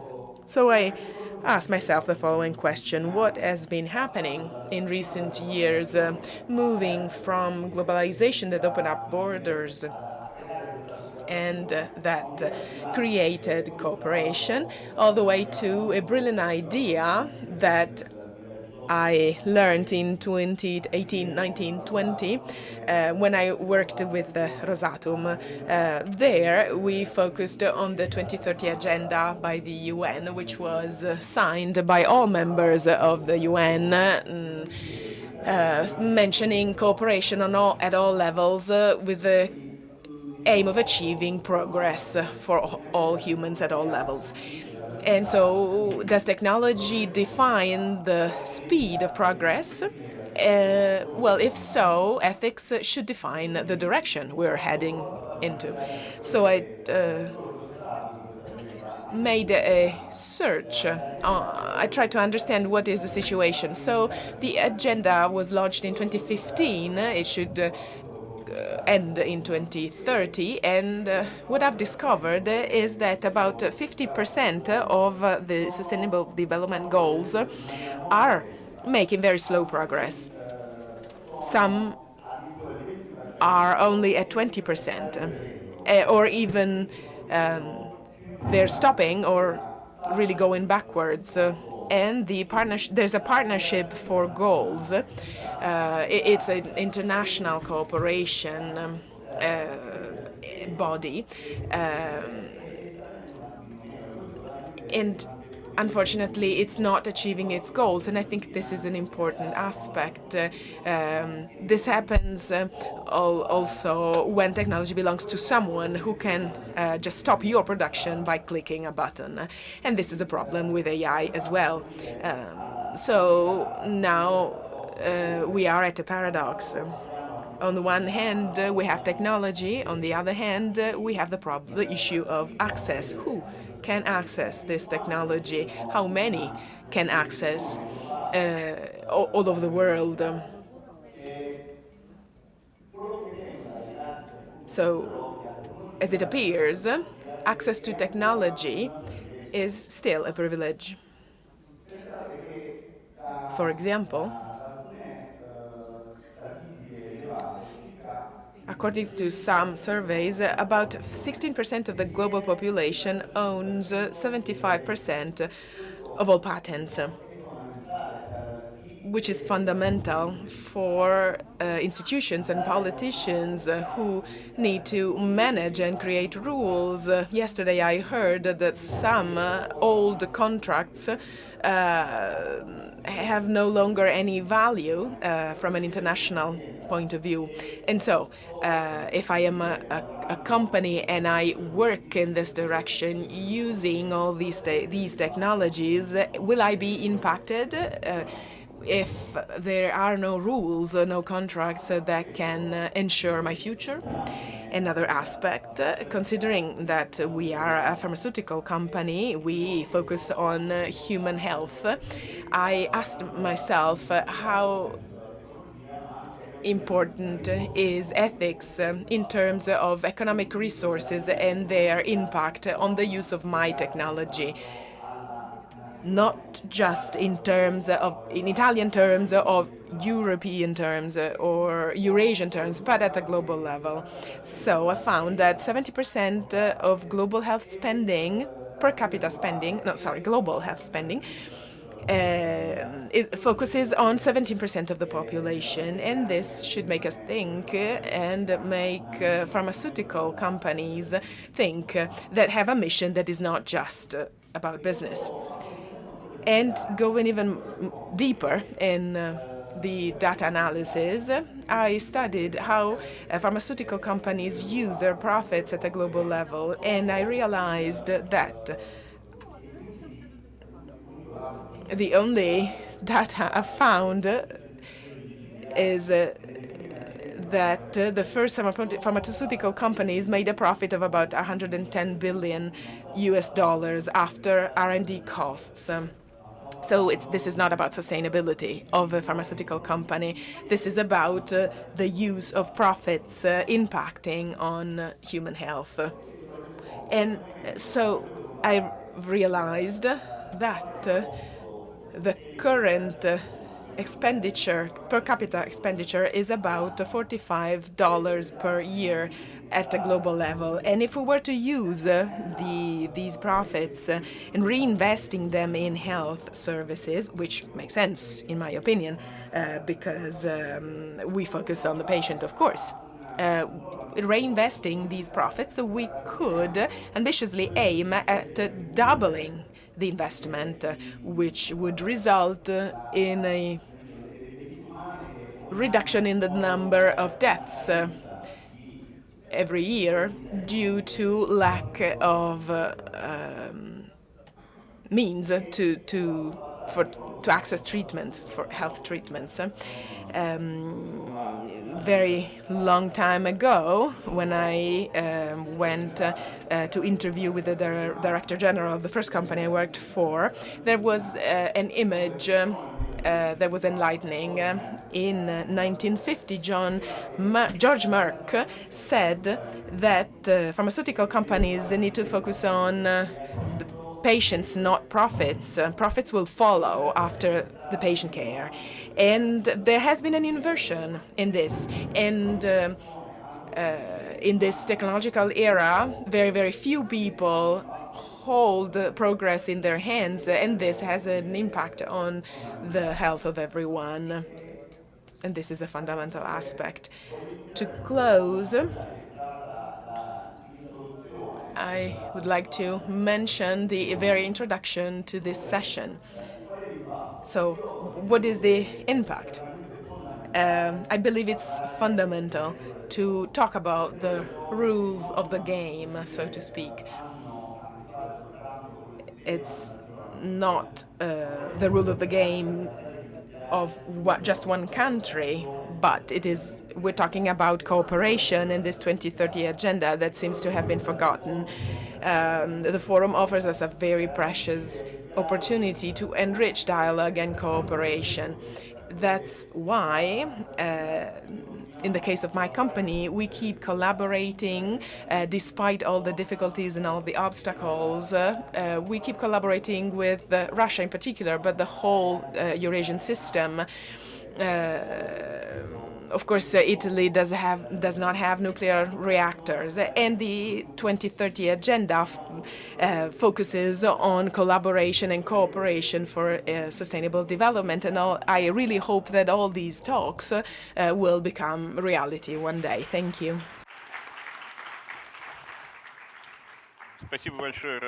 Thank you very much, Roberto, for this unique synthesis of arguments related to business and ethics. I believe this is a very good example how each of the industries where there are specific market conditions and requirements and technological specifics, we can identify this synthesis and we can implement it at the level of each individual company and at the level of international cooperation. Having said that, I'm happy to give the floor to Sergei Tereshenko, who is representing another important industry of high-tech development. This is artificial intelligence and digital sphere as we view it, and I know that Sergei has implemented a number of technologies. Okay, let's have a look. Thank you very much. I would like to present a very brief presentation. Okay, technologies change absolutely everything, and how to become a driver of changes and not a hostage of changes.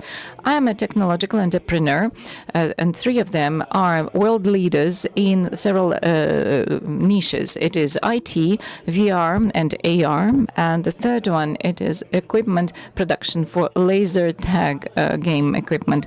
It all started 15 years ago, and I was doing my diploma thesis, so I have taken all this journey from startup to becoming a leading company in a specific industry. My company exports into 97 countries of the world, and this is an enormous achievement. It is our achievement of my team. It is a limited liability company, laser tag. And I would like to share some key points with you. How to become competitive, and not just competitive in the world in the sphere of innovative technologies, but how to remain a leader in a specific niche. Every time we develop some new technology, some new innovation, we immediately join the market and we present it 1 year before an industrially produced product appears. So as soon as my R&D department develops a product in a digital form, immediately we present it, we talk about it with future customers. So we develop the demand before actually the product is in the market. And our competitors, when this product hits the market, they have to catch up with us. So this helps us to be a leader. One company has been a leader for 3 years, another for 7 years. Another key point, it is about AI. And these technologies, they change practically all business processes in small businesses. I represent medium-sized companies, and it took us 2 years to introduce AI tools, and now it is used by our staff on a daily basis. And you know that the whole world is facing a new inflation wave, and it covers the developed countries and the emerging economies. What about a small and medium-sized business? You have to grow, you have to increase your market share and your income.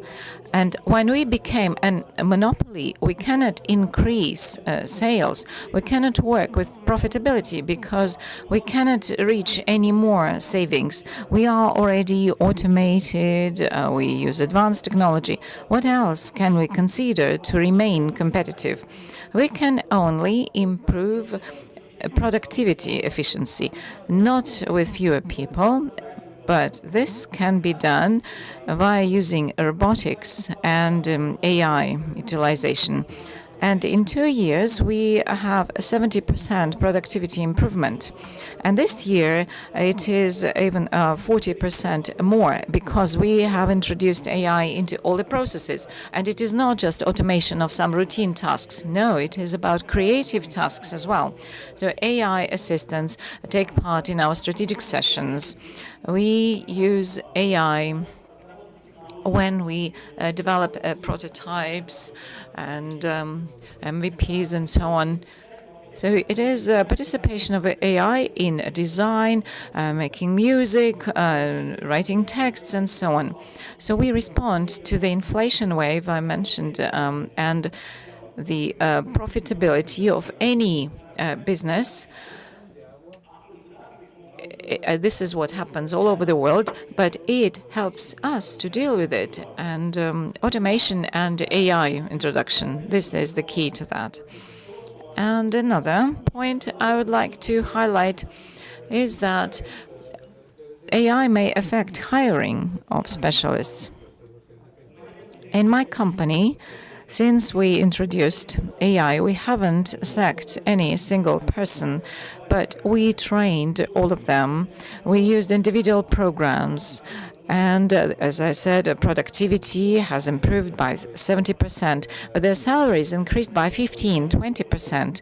And this gives us another competitive edge.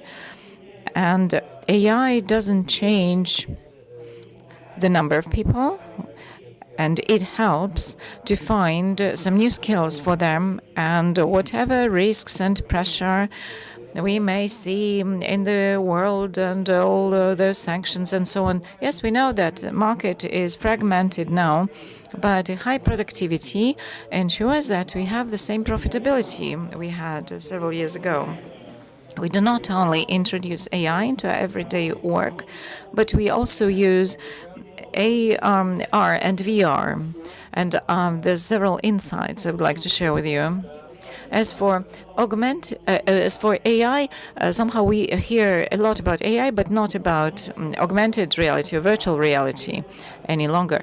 Yes, this is absolutely correct. Recently, I heard a phrase, I heard it about a year ago.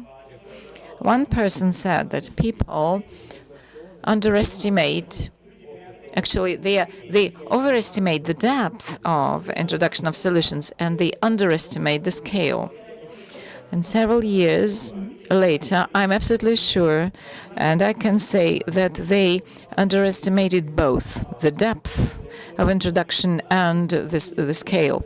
What I have been observing in the past 3 years, and all this boom with AR and VR, it has changed the whole business landscape. And we now develop VR games. And we are the world leader. It is a team of VR games.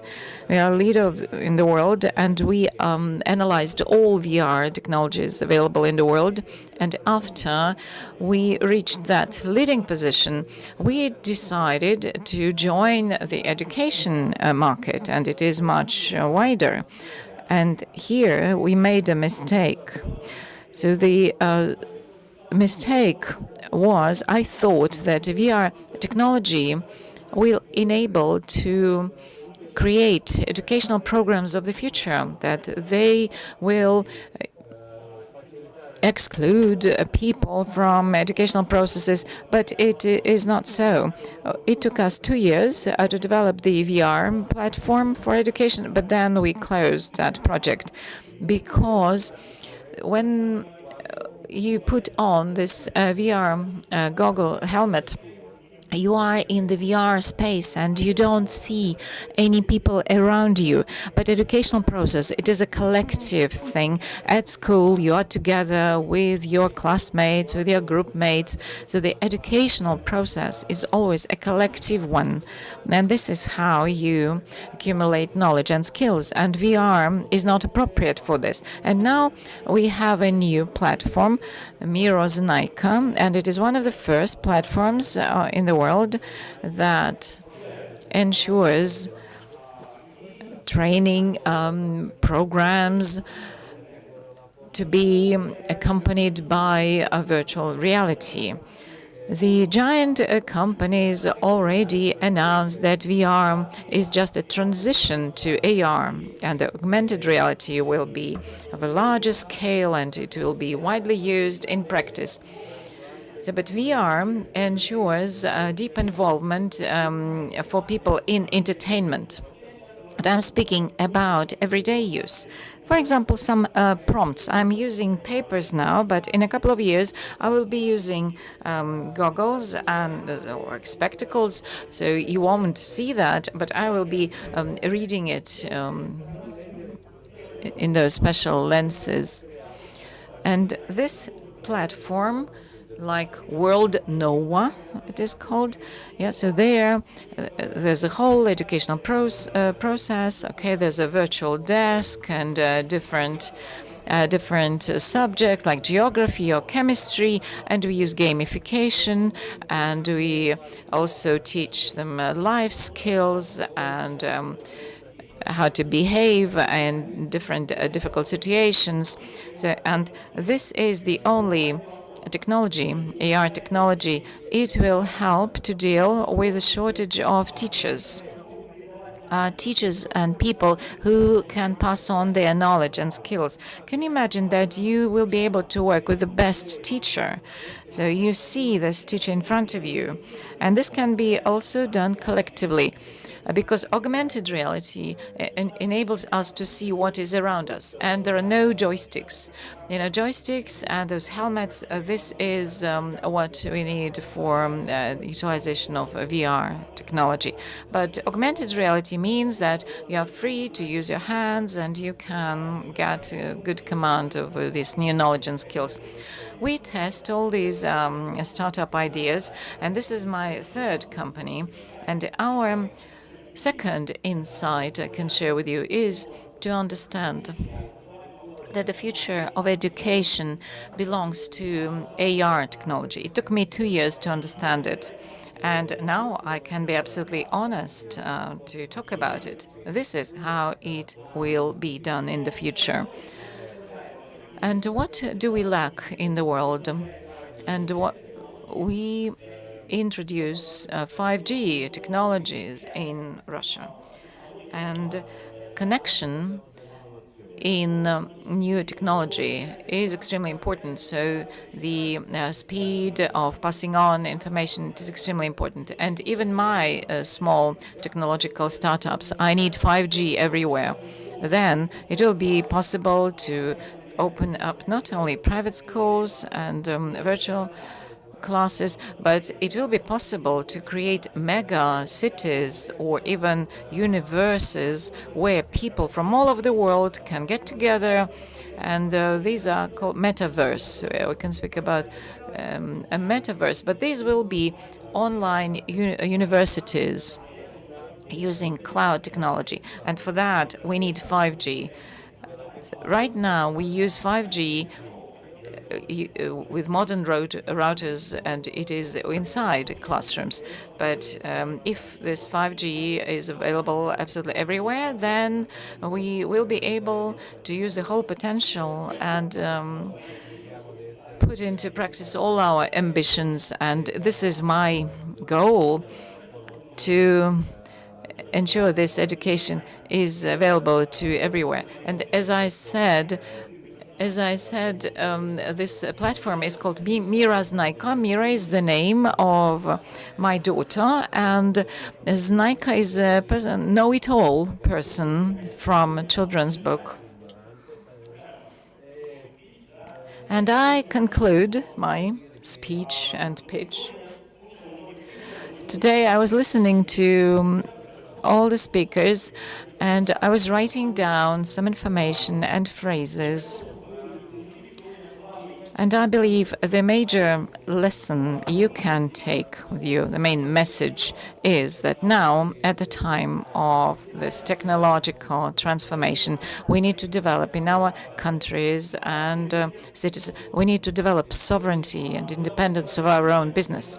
We need to develop solutions, or we need to become strategic partners of those who develop those solutions, because only this sovereignty will help us to preserve the best people and best technologies. And it is better to be at the head of this race rather than to catch up and copy others.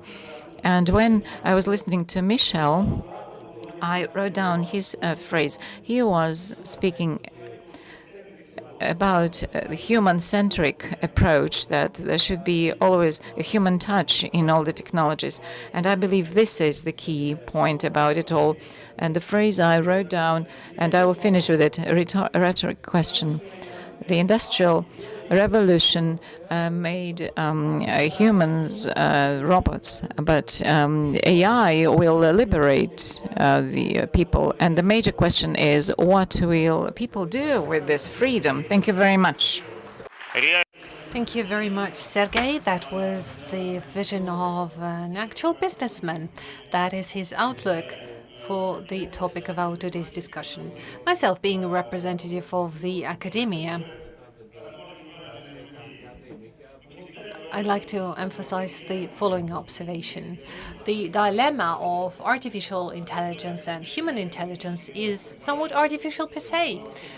The members of the academia always claim that the hypothesis of humans being fully substituted by robots is fully artificial. And what you're saying right now is actually giving us optimism in terms of bringing together the vision of the academia and the business. You clearly highlighted that implementation of AI does not reduce the amount of jobs, but on the contrary, help the labor force ramp up their revenue.